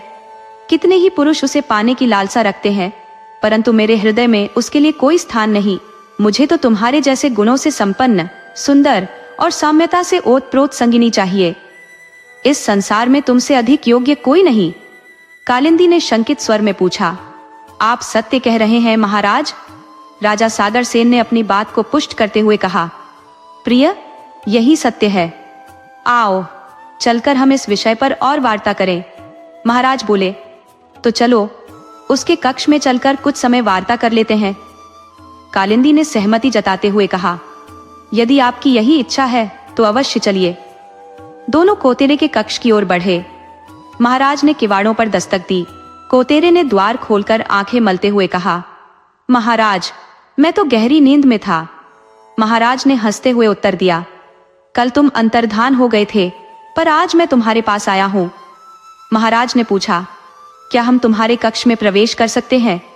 कोतेरे मुस्कुराया और बोला, महाराज, आपको अनुमति की क्या आवश्यकता? आपका स्वागत है। सभी भीतर आ गए और वार्तालाप करने लगे। कुछ समय पश्चात महाराज उठ खड़े हुए और बोले, अब मुझे राजमहल लौटना होगा। सेनापति सोमेश से उस हत्यारे के विषय में जानकारी लेनी है। कालिंदी ने चिंतित स्वर में कहा, महाराज, अभी तो आप आए ही थे। महाराज ने गंभीरता से उत्तर दिया, कालिंदी, राज्य की भलाई के लिए मुझे यह कर्तव्य निभाना होगा। अनमने मन से कालिंदी ने विदाई दी और महाराज ने मन ही मन मुस्कुराते हुए शीघ्रता से कक्ष से बाहर प्रस्थान किया। महाराज का उद्देश्य था यह देखना कि कहीं कालिंदी रात्रि में भोजन के लिए बाहर तो नहीं जाती। चलते हुए उनका ध्यान मार्ग के किनारे की एक झाड़ी पर गया, जहां पूर्णिमा का चांदनी प्रकाश फैल रहा था, जिससे दृश्य स्पष्ट दिख रहा था। झाड़ी के समीप कुछ हरकत देख उन्होंने अपनी तलवार निकाली और पास जाकर देखा तो वह दृश्य विचलित कर देने वाला था। सामने एक शव पड़ा था, जिसे देख महाराज के मन में कालिंदी के प्रति शंका उत्पन्न हो गई। उन्होंने तत्काल सेनापति रमेश को इसकी सूचना देने का निश्चय किया, लेकिन शव को छोड़ना भी उचित न था, क्योंकि कोई जंतु आकर उसे भक्षण कर सकता था। महाराज ने राजमहल लौटने का विचार छोड़ दिया और वहीं पर रात्रि बिताने का निश्चय किया। वृक्षों की छाया में बैठ उन्होंने रात्रि के समाप्त होने की प्रतीक्षा की। ठंडी रात में बिना आग जलाए वहां ठहरना कठिन था, पर महाराज ने साहस से काम लिया और झाड़ियों के समीप ही बैठ गए, सतर्कता से हर दिशा में नजर रखते हुए। जैसे प्रातः का इंतजार ही उनके धैर्य की परीक्षा ले रहा हो। महाराज को वहां बैठे काफी समय हो चुका था, लेकिन उनकी आंखों में जागृति थी, हालांकि नींद उन पर हावी हो रही थी। तभी सेनापति सोमेश उनके समीप आ पहुंचे। उन्होंने चिंतित स्वर में पूछा, महाराज, क्या आप कुशल हैं? महाराज ने हैरानी से कहा, हाँ, मैं ठीक हूं, पर तुम्हें कैसे पता चला कि मैं यहाँ हूं? सेनापति बोले, महाराज, रानी पद्मिनी ने एक सैनिक द्वारा संदेश भिजवाया था। आप अब तक राजमहल नहीं लौटे, जिससे वे चिंतित हो उठी। उसी समय मैंने आपकी खोज में यहाँ आने का निश्चय किया। महाराज ने गहरी सांस लेते हुए कहा, मैं राजमहल लौट ही रहा था, तभी मार्ग में यह शव दिखा और उसके पास कुछ जंगली जानवर भी मंडरा रहे थे। मैंने अपनी तलवार से उन्हें भयभीत कर भगाया और शव की सुरक्षा हेतु ठहर गया। सेनापति ने हैरानी से पूछा, महाराज, इस शव में ऐसा क्या है जो इसकी इतनी सुरक्षा की आवश्यकता है? महाराज ने गंभीरता से कहा, जब मैं शीश महल में पहुंचा तो कालिंदी अपने कक्ष में नहीं थी। संदेह के कारण मैंने गंदा के कक्ष की ओर कदम बढ़ाए, जहां उसने बाहर घूमने का बहाना किया, लेकिन मुझे शंका थी कि वह किसी जीव का शिकार करने निकली होगी, और इस शव को देखकर मेरा संदेह विश्वास में बदल गया। सेनापति ने सिर झुकाते हुए कहा, यदि ऐसा है तो यह हमारे राज्य के लिए अत्यंत संकटपूर्ण है। महाराज ने चिंतन भरे स्वर में कहा, यह वही आदत है जो कालिंदी ने वनवास के दौरान निर्दोष प्राणियों का संहार करते समय प्रदर्शित की थी। उसका स्वभाव अब भी अपरिवर्तित है। सेनापति सहमत होते हुए बोले, आप सही कह रहे हैं महाराज। इस स्थिति में आगे क्या करना उचित होगा? महाराज ने विचारपूर्ण स्वर में कहा, हमें रात्रि भर यहाँ चौकसी रखनी होगी।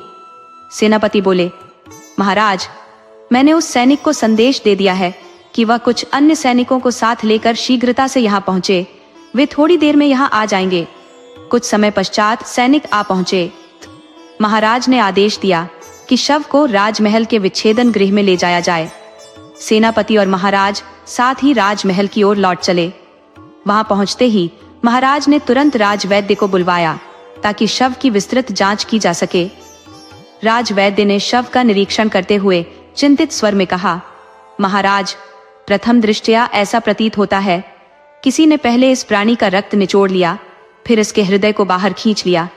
इसके बाद इसे वन्य जीवों ने जैसे पूरी तरह उजाड़ दिया। राजवैद्य ने महाराज कुशाग्र से कहा कि नौसेनापति के सत्यापन के अभाव में राज्य में उनके प्रवेश की अनुमति नहीं दी जाएगी, और यह भी कि इस विषय पर किसी से कोई चर्चा न की जाए। महाराज के आदेश का पालन करते हुए राजवैद्य ने चंदन गृह से राजमहल की ओर प्रस्थान किया।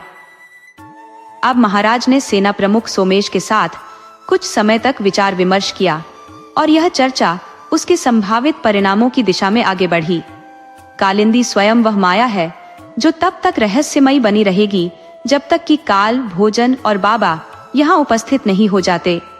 इसलिए हमें ऐसा कोई भी कदम नहीं उठाना चाहिए जिससे कालिंदी को हमारी योजना का अंदेशा हो। महाराज बोले, लेकिन आए दिन जो हत्याएं हो रही हैं, उन्हें कैसे रोका जाए?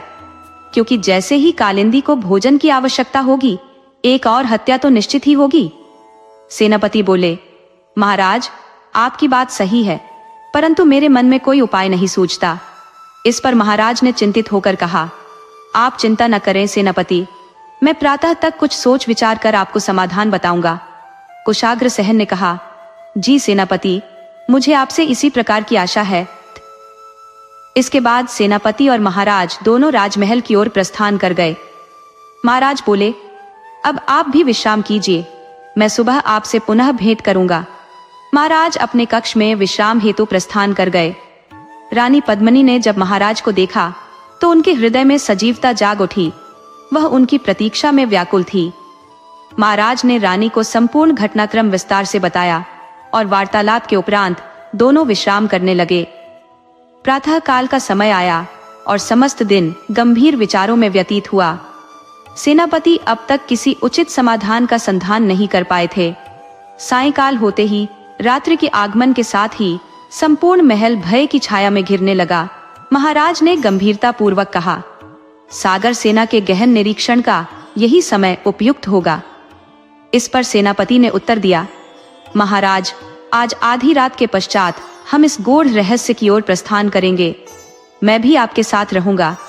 आप महल के भीतरी हिस्सों में प्रवेश करें और मैं बाह्य क्षेत्रों का निरीक्षण करूंगा। महाराज ने स्वीकृति में सिर हिलाया और कहा, जैसा तुम उचित समझो। रात्रि का अर्धांश बीत चुका था और संपूर्ण महल गहरी निद्रा में लिप्त था। शीशमेल के सभी सदस्य निद्रा के अधीन थे।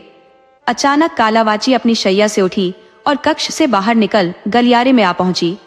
उसने एक एक कर सभी दीपकों को बुझाना आरंभ किया और फिर वह मत्स्यगंधा के कक्ष के समीप पहुंची।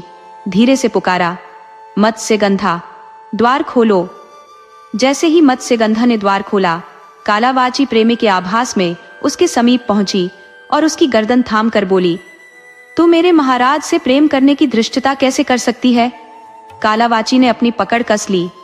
मत्स्यगंधा बोलने का प्रयास करती रही, परंतु शब्द उसके होंठों तक नहीं पहुंच पा रहे थे। उसने मुक्त होने का बहुत प्रयास किया, किंतु व्यर्थ। कालावाची उसे आंगन की वाटिका में ले आई और उसके स्वरूप की भयानकता से घिरी अंधियारी रात ने मत्स्यगंधा के प्राण हर लिए।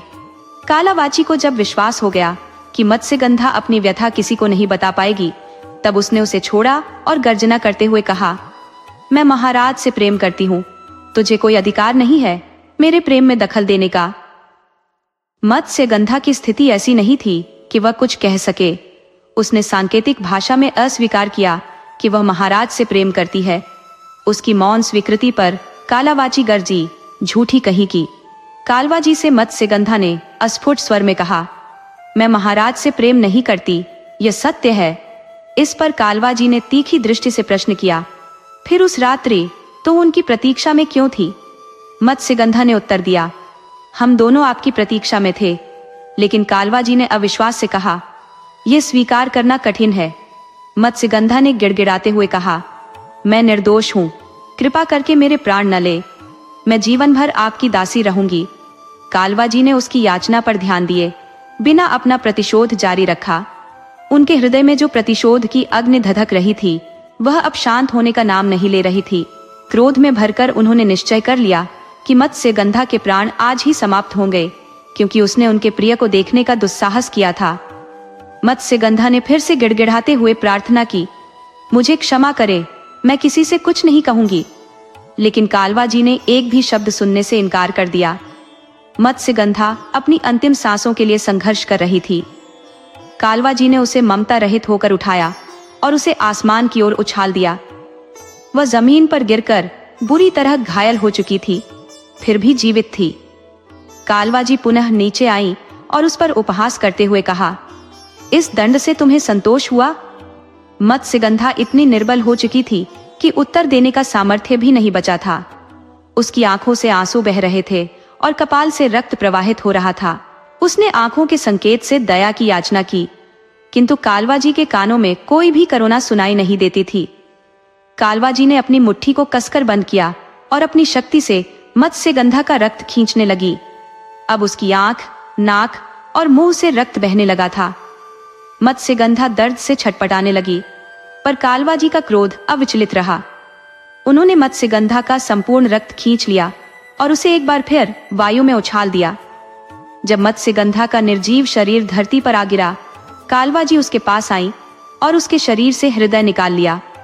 इसके पश्चात उन्होंने अपने स्वरूप को परिवर्तित किया और पुनः कालिंदी का रूप धर लिया।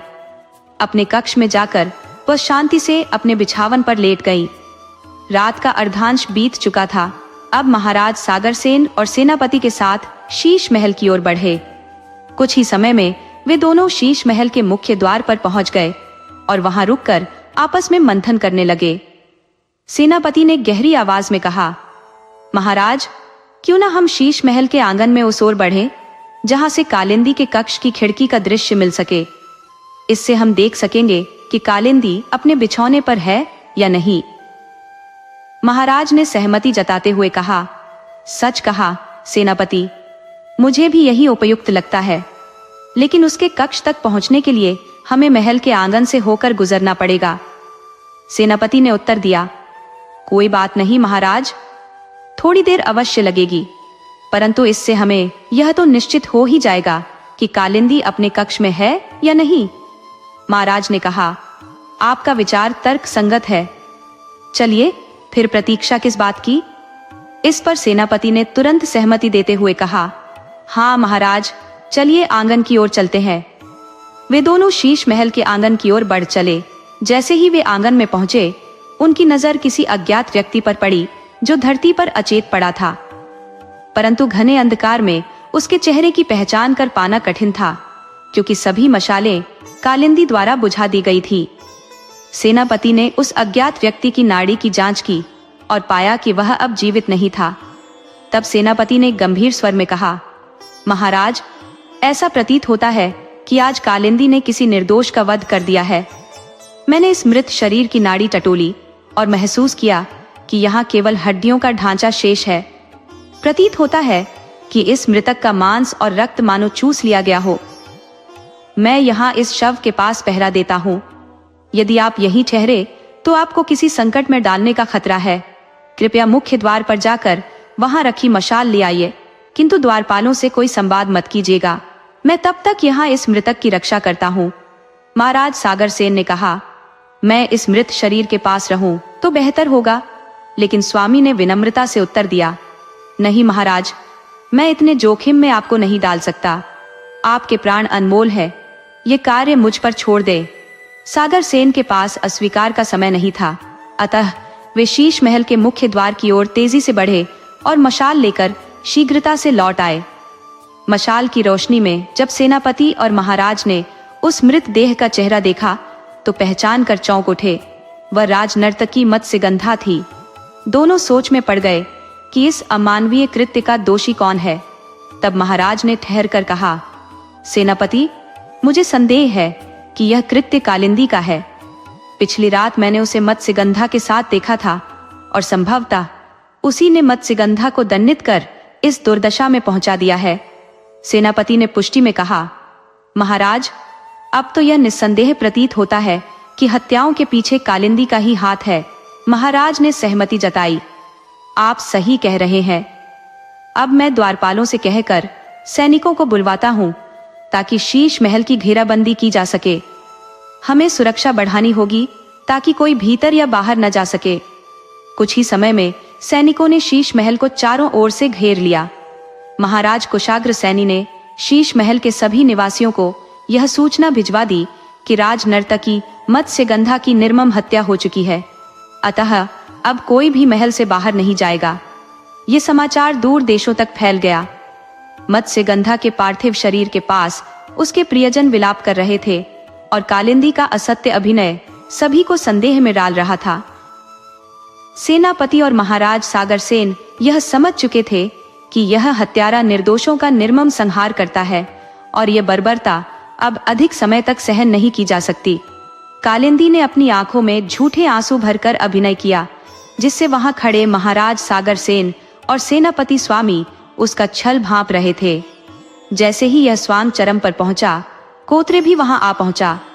अब कालिंदी के विलाप में कोतरे भी अपने अभिनय का रंग भरने लगा, जिससे उनकी यह कूटनीति और भी असहनीय हो उठी। महाराज सागर सेन के लिए यह झूठा अभिनय असह्य था और उन्होंने तुरंत सैनिकों को आदेश दिया कि वे मत्स्यगंधा के पार्थिव शरीर को अंतिम संस्कार हेतु श्मशान ले जाएं। महाराज के आदेश देते ही एक स्त्री वहां रोते हुए पहुंची।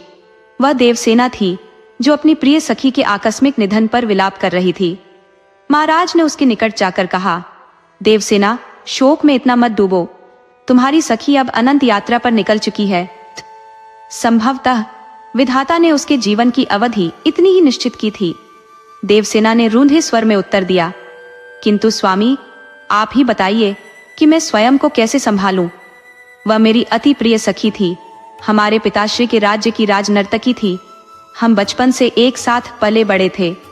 उसका इस प्रकार अचानक जाना मेरे हृदय को छिन्न भिन्न कर रहा है। सेनापति ने सहानुभूति से कहा, देवसेना, मैं तुम्हारी वेदना को समझ सकता हूँ। मत्स्यगंधा की निर्मम हत्या ने हम सभी को आहत किया है। देवसेना ने उदासी से कहा, स्वामी, मैं आपकी और सबके मन की पीड़ा समझती हूँ, लेकिन इतने प्रयत्नों के बाद भी वह क्रूर हत्यारा अब तक पकड़ा क्यों नहीं गया? उसने सेनापति से प्रश्न किया। सेनापति ने उत्तर दिया, हमारे प्रयास जारी हैं देवी। तभी महाराज सागर सेन ने धीमे स्वर में देवसेना से कहा, देवी देवसेना, मुझे भी इस दुख का आभास है। हमारे सभी प्रयास असफल रहे थे, किंतु अब उस क्रूर हत्यारे ने सभी मर्यादाएं तोड़ दी है। अब वह बचकर नहीं निकल सकता। देवी देवसेना ने दृढ़ स्वर में कहा। मुझे भी आप सबसे यही उम्मीद है, महाराज ने गहरी आवाज में कहा। महाराज की इस बात पर कालिंदी और कोतरी के चेहरों पर चिंता की लहरें दौड़ गईं, जिसे छिपाने के लिए वे अपने अपने कक्ष में चली गईं। अब महाराज ने सागर सेना के सैनिकों को आदेश दिया कि राज नर्तकी के पार्थिव शरीर को शांति स्थल तक पहुंचाया जाए। महाराज के इस आदेश पर सैनिकों ने राज नर्तकी के शरीर को लेकर प्रस्थान किया और उन सैनिकों के पीछे पीछे अन्य लोग भी चल पड़े। अंततः राज नर्तकी का अंतिम संस्कार विधिपूर्वक किया गया। स्नान, ध्यान और शुद्धि प्रक्रिया के बाद जब महाराज सागरसेन और सेनापति उमेश महल में पहुंचे, तो वहां महारानी पद्मिनी और सेनापति उमेश की पत्नी देवसेना पहले से ही उपस्थित थी। साथ में महाराज की 8 वर्षीय पुत्री भैरवी और सेनापति सोमेश का 10 वर्षीय पुत्र मेराज महल के प्रांगण में खेल रहे थे। जैसे ही महाराज ने अपनी पुत्री भैरवी को देखा, उनका मन उल्लास से भर उठा और वे मुस्कुराते हुए बोले, मेरी पुत्री आ गई। भैरवी ने उत्तर में कहा, जी पिताश्री, मैं आ गई और इस यात्रा का अनुभव बहुत सुखद रहा। उसने बताया कि मामा श्री के विवाह में छोटी माँ देवसेना ने उसका विशेष ध्यान रखा। भैरवी ने आगे हंसते हुए कहा, मुझे ऐसा लगा मानो वे ही मेरी माँ है और हमारा स्नेह देखकर शालू ईर्ष्या कर रही थी।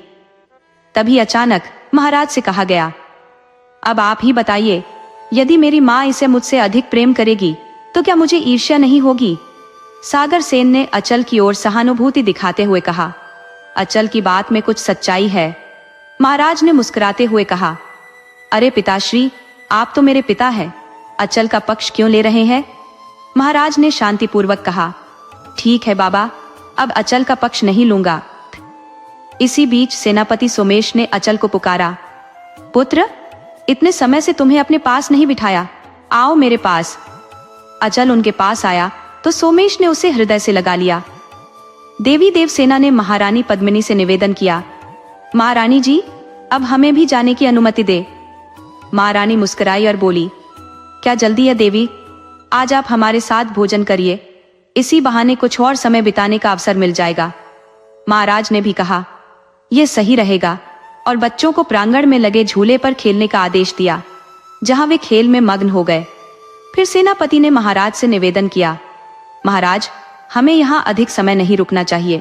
मेरा मानना है कि कालिंदी यही चाहती है कि हम यहाँ रुके और उसकी चाल सफल हो। हमें उसके हर कदम पर कड़ी नजर रखनी होगी।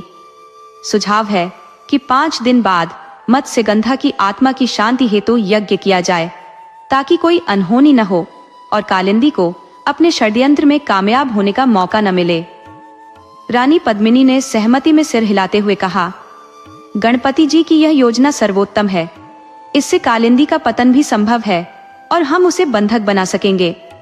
महाराज ने गंभीरता से कहा, सत्य है, यह योजना ही सफलता दिला सकती है, किंतु सतर्कता से कदम बढ़ाना होगा।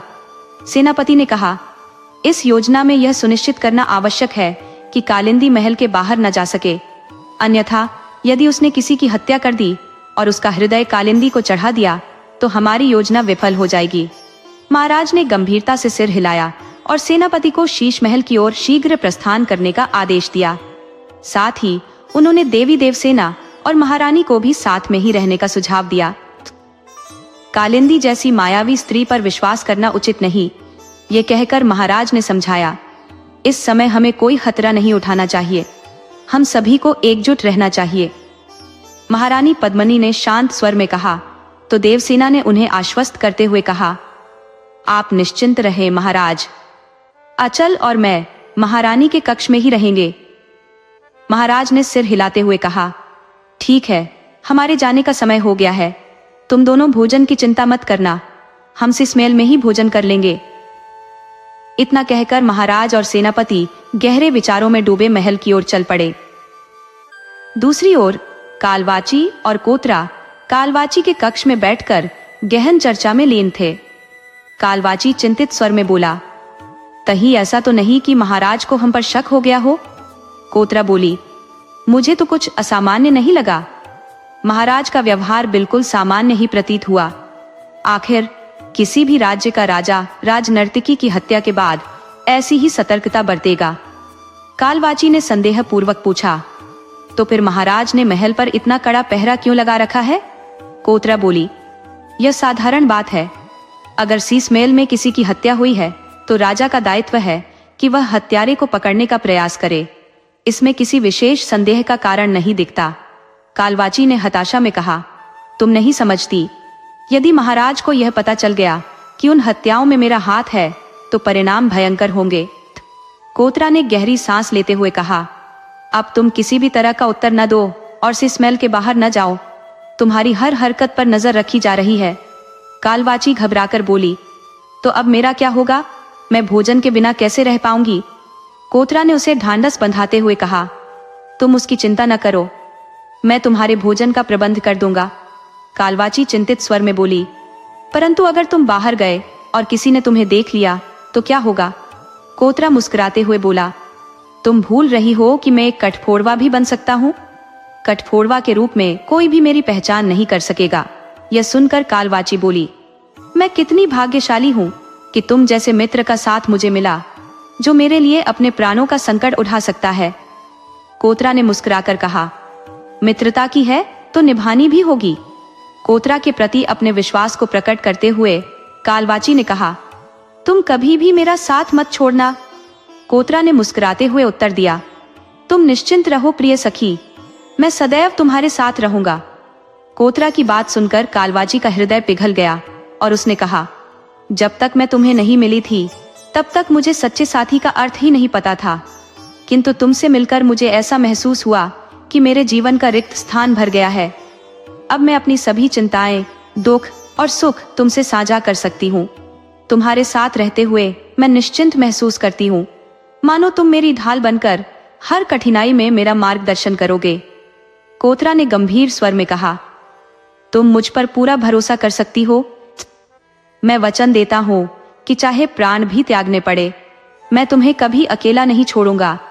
कालवाची की आंखों में संतोष की चमक आ गई और उसने पूछा, क्या सच में कोतरा, तुम हमेशा मेरे साथ रहोगे? कोतरा ने मुस्कान बिखेरते हुए उत्तर दिया, हाँ कालवाची, अब हम दोनों हर विषम परिस्थिति का सामना साथ करेंगे, चाहे हालात कितने ही विपरीत क्यों न हो। इस संवाद के बीच उनकी हंसी और सुकून की हल्की लहर बह रही थी। दोनों एक दूसरे की उपस्थिति में खुशी महसूस कर रहे थे, परंतु उनकी यह गहन बातचीत किसी की नजर से बच नहीं सकी। एक चतुर तोता, जो सेनापति सोमेश द्वारा गुप्त रूप से नियुक्त किया गया था, खिड़की के पास छिपा सब सुन रहा था। सेनापति ने सोचा था कि यदि किसी मनुष्य को कालवाची की जासूसी पर लगाया जाए तो वह पकड़ा जा सकता है और कालवाची उस पर शक कर सकती है। इसलिए उसने एक पक्षी का सहारा लिया ताकि कालवाची का ध्यान उसकी ओर न जाए। तोते ने कोतरा और कालवाची के बीच हो रही हर बात को ध्यानपूर्वक सुना और फिर उड़कर सेनापति के पास पहुंचा। उसने अपनी सुनी हुई सभी बातें विस्तार से सेनापति को सुना दी। तोते की रिपोर्ट सुनने के बाद सेनापति तुरंत महाराज सागरसेन के पास पहुंचा और सारी बातें उन्हें बता दी। सारी स्थिति जानने के बाद महाराज ने गंभीरता से कहा, सेनापति, अब हमें कालवाची और कोतरा पर कड़ी नजर रखनी होगी। सेनापति ने सहमति जताई। जी महाराज, मैं भी यही सुझाव देने वाला था। उस रात से ही कालवाची और कोतरा की हर गतिविधि पर पैनी नजर रखी जाने लगी ताकि उनकी किसी भी चाल का पर्दाफाश किया जा सके। महाराज को सागरसेन और सेनापति निरंतर शीश महल में ही निवास करने लगे थे। अपने व्यक्तिगत आवासों को लौटने की आवश्यकता उन्होंने त्याग दी थी। अब एक थका हुआ कठफोड़वा ही उनका रूप स्वरूप बन चुका था, क्योंकि कालवाजी ने उन्हें मानव रूप में परिवर्तित करना उचित नहीं समझा। इसके पीछे कारण यह था कि वह नहीं चाहती थी कि उसकी भांति ही वह भी अपने कक्ष से बाहर निकले। अगर वह बाहर निकलता तो राजा सागरसेन कालवाजी के विषय में उससे जिज्ञासाएं करते और यह बात उसे उचित प्रतीत नहीं होती थी। इसी कारण उसने भी स्वयं को मानव रूप में परिवर्तित करने के लिए कालवाजी से आग्रह नहीं किया। इस प्रकार 3 दिवस बीत गए और अब कालवाजी का शरीर क्षीण होने लगा। पहले उनके कंधों का संकुचन आरंभ हुआ, जिसे वो वस्त्रों के सहारे ढक लेती थी, चौथे दिन कालवा जी के बालों का रंग श्वेत होने लगा और वह गंभीर चिंताओं में डूबने लगी। इन दिनों उन्होंने अपने कक्ष से बाहर कदम रखना भी बंद कर दिया। 5वें दिन उनका शरीर इतना कमजोर हो चुका था कि वह अपने बिस्तर से उठने में असमर्थ थी। उनकी इस स्थिति ने महाराज को चिंतित कर दिया। अपने मन में महाराज ने विचार किया कि अब किसी भी प्रकार से किसी प्राणी का हृदय कालवा जी के जीवन हेतु अर्पण करना अनिवार्य हो गया है। यदि गोदरेज उचित समय पर कोई मानव हृदय कालवा जी के लिए नहीं ला सका तो वह शक्तिहीन होकर अपनी समस्त शक्तियां खो देंगी।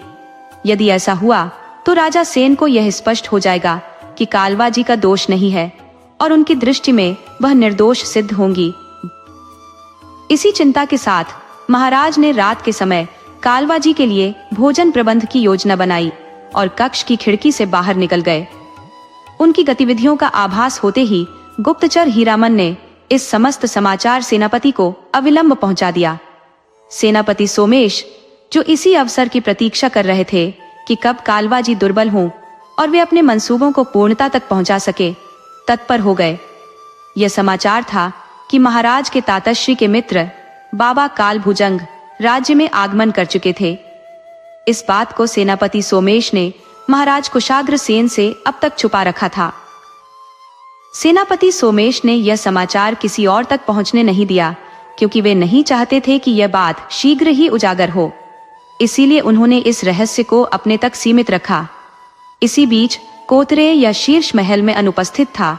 तब सेनापति सीधे महाराज के पास पहुंचे और उन्हें बताया कि अब कालवा जी इतनी दुर्बल हो चुकी है कि वे अपनी रक्षा भी नहीं कर सकती। उनका शरीर अत्यंत कमजोर हो चुका है और अब वह किसी भी प्रकार की शक्ति का उपयोग करने में सक्षम नहीं रही। सेनापति की बात सुनकर महाराज कुशाग्र सेन बोले, किंतु जब तक बाबा काल भुजंग यहाँ नहीं आते हमें प्रतीक्षा करनी होगी। इस पर सेनापति ने उत्तर दिया, महाराज वे आ चुके हैं।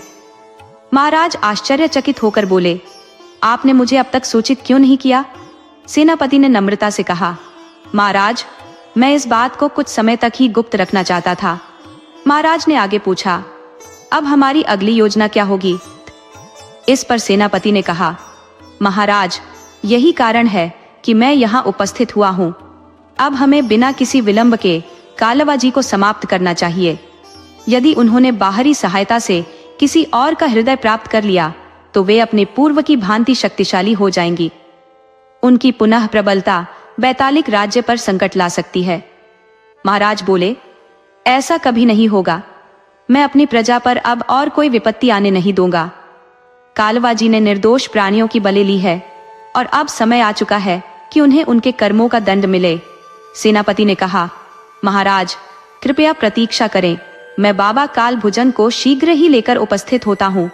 तत्पश्चात महाराज के आदेश पर सैनिक ने कालवा जी के बिछाने की जांच की तो वहां कुछ भी नहीं पाया। कालवा जी ने एक बड़ी तकिया पर वस्त्र ओढ़ा रखा था, जिससे ऐसा आभास होता था कि वहां कोई लेटा हुआ है। जब बिछौने पर किसी का भी अस्तित्व नहीं मिला तो महाराज स्तब्ध रह गए और विचार करने लगे कि कालवा जी, जो अब इतनी असहाय अवस्था में थी, कहाँ जा सकती है। उनके पास अभी भी थोड़ी शक्ति थी, परंतु वे उनका उपयोग नहीं कर पा रही थी। तभी अचानक एक सैनिक की दृष्टि कक्ष की छत पर पड़ी। यह दृश्य देखकर उसके मुंह से चीख निकल गई।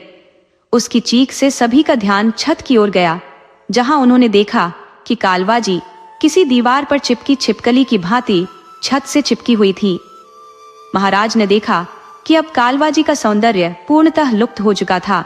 उनकी त्वचा पीली और निष्प्राण हो चुकी थी और उनके घने काले बाल अब सफेद हो चुके थे। उनकी अवस्था वृद्धावस्था की चरम सीमा पर थी। महाराज ने मन ही मन निश्चय किया, अब कालवा जी का समय समाप्त हो चुका है और अब इन्हें बिना किसी कठिनाई के बंदी बनाया जा सकता है। ऐसे भयावह दृश्य को देखकर वहां उपस्थित सभी सैनिक भय से कांप उठे। हालांकि महाराज ने अपने धैर्य को कायम रखा और अपनी तीव्र बुद्धि का उपयोग करते हुए एक चतुर योजना बनाई। उन्हें समझ में आ गया था कि अब कालवा जी को छत से नीचे लाने के लिए एक भावनात्मक छल करना आवश्यक हो गया है। शायद उनकी कोमल बातों से कालवा जी का कठोर हृदय पिघल जाए और वह अपनी भावनाओं को व्यक्त करते हुए नीचे उतर आए। उस क्षण में महाराज ने बड़े ही दुखी स्वर में कहा, कालिंदी, अब हम सभी जान चुके हैं कि मैं कालवाची हूँ और तुम ही उन सभी हत्याओं के लिए उत्तरदायी हो। लेकिन यदि तुम अपने अपराध को स्वीकार कर लोगी तो मैं तुम्हें कोई दंड नहीं दूंगा। तुमने मेरे साथ छल किया है। मैं तुमसे प्रेम करता था और तुमने मुझसे धोखा किया। मुझे तुमसे इस प्रकार की अपेक्षा नहीं थी कालिंदी। तुमने मेरे हृदय को बहुत आहत किया है और इसका यही अर्थ है कि तुम मुझसे सच्चा प्रेम नहीं करती थी। तुमने मेरे अमूल्य प्रेम का केवल मजाक बनाया है। महाराज के इन शब्दों ने कालवा जी के हृदय को गहराई से विचलित कर दिया। महाराज सागर सेन की बातों को सुनकर कालवा जी का हृदय पीड़ा से भर उठा। उसने भावुक होकर कहा, महाराज, मैंने आपके साथ कभी छल नहीं किया। मैं आपसे सच्चा प्रेम करती हूँ और जीवन के अंत तक करती रहूंगी। महाराज ने उसकी ओर संदेह की दृष्टि से देखा और बोले, मैं तुम्हारी बातों पर कैसे यकीन कर लूं? कालवा जी ने उत्तर दिया, आपकी संतुष्टि के लिए मुझे क्या करना होगा जिससे आपको यकीन हो जाए कि मेरा प्रेम सच्चा है? महाराज ने उत्तर दिया, यदि तुम सच में मुझसे प्रेम करती हो तो बस छत से नीचे उतर आओ, इससे मुझे यकीन हो जाएगा। कालवा जी ने गहरी सांस लेते हुए कहा, ठीक है, मैं नीचे उतरूंगी। यदि मेरा प्रेम सच्चा है तो क्या आप मुझे दंडित नहीं करेंगे? महाराज ने गंभीरता से कहा, यदि तुम नीचे उतरती हो तो मैं तुम्हें क्षमा कर दूंगा। कालवा जी को महाराज की बातों पर विश्वास हो गया और वह धीरे धीरे अपने कक्ष से नीचे उतरने लगी। जैसे ही वह नीचे आई, महाराज ने पहले से बिछाए गए जाल को कालवा जी पर फेंकवा दिया और उसे कैद करवा दिया। काल भोजन, जो एक शक्तिशाली तांत्रिक था, अपनी सिद्धियों से कालवा जी को एक बोतल में बंद कर समुद्र में फेंकवा दिया, जिससे उसकी शक्तियों का अंत हो गया। इस बीच कालवा जी का एक सेवक, जो कठफोड़वा के रूप में था, मदद की आस में भटकता रहा। जब वह महल में पहुंचा, सैनिक पहले से ही उसकी घात में बैठे थे। जैसे ही वह कक्ष में दाखिल हुआ, सैनिकों ने उस पर जाल डाल उसे भी समाप्त कर दिया। इस प्रकार महाराज सागर सेन ने अपने राज्य और जनता की रक्षा की और उनके साहस की गाथा चारों ओर गूंज उठी। राज्य की जनता ने महाराज की जय जयकार करते हुए उनके प्रति अपना सम्मान प्रकट किया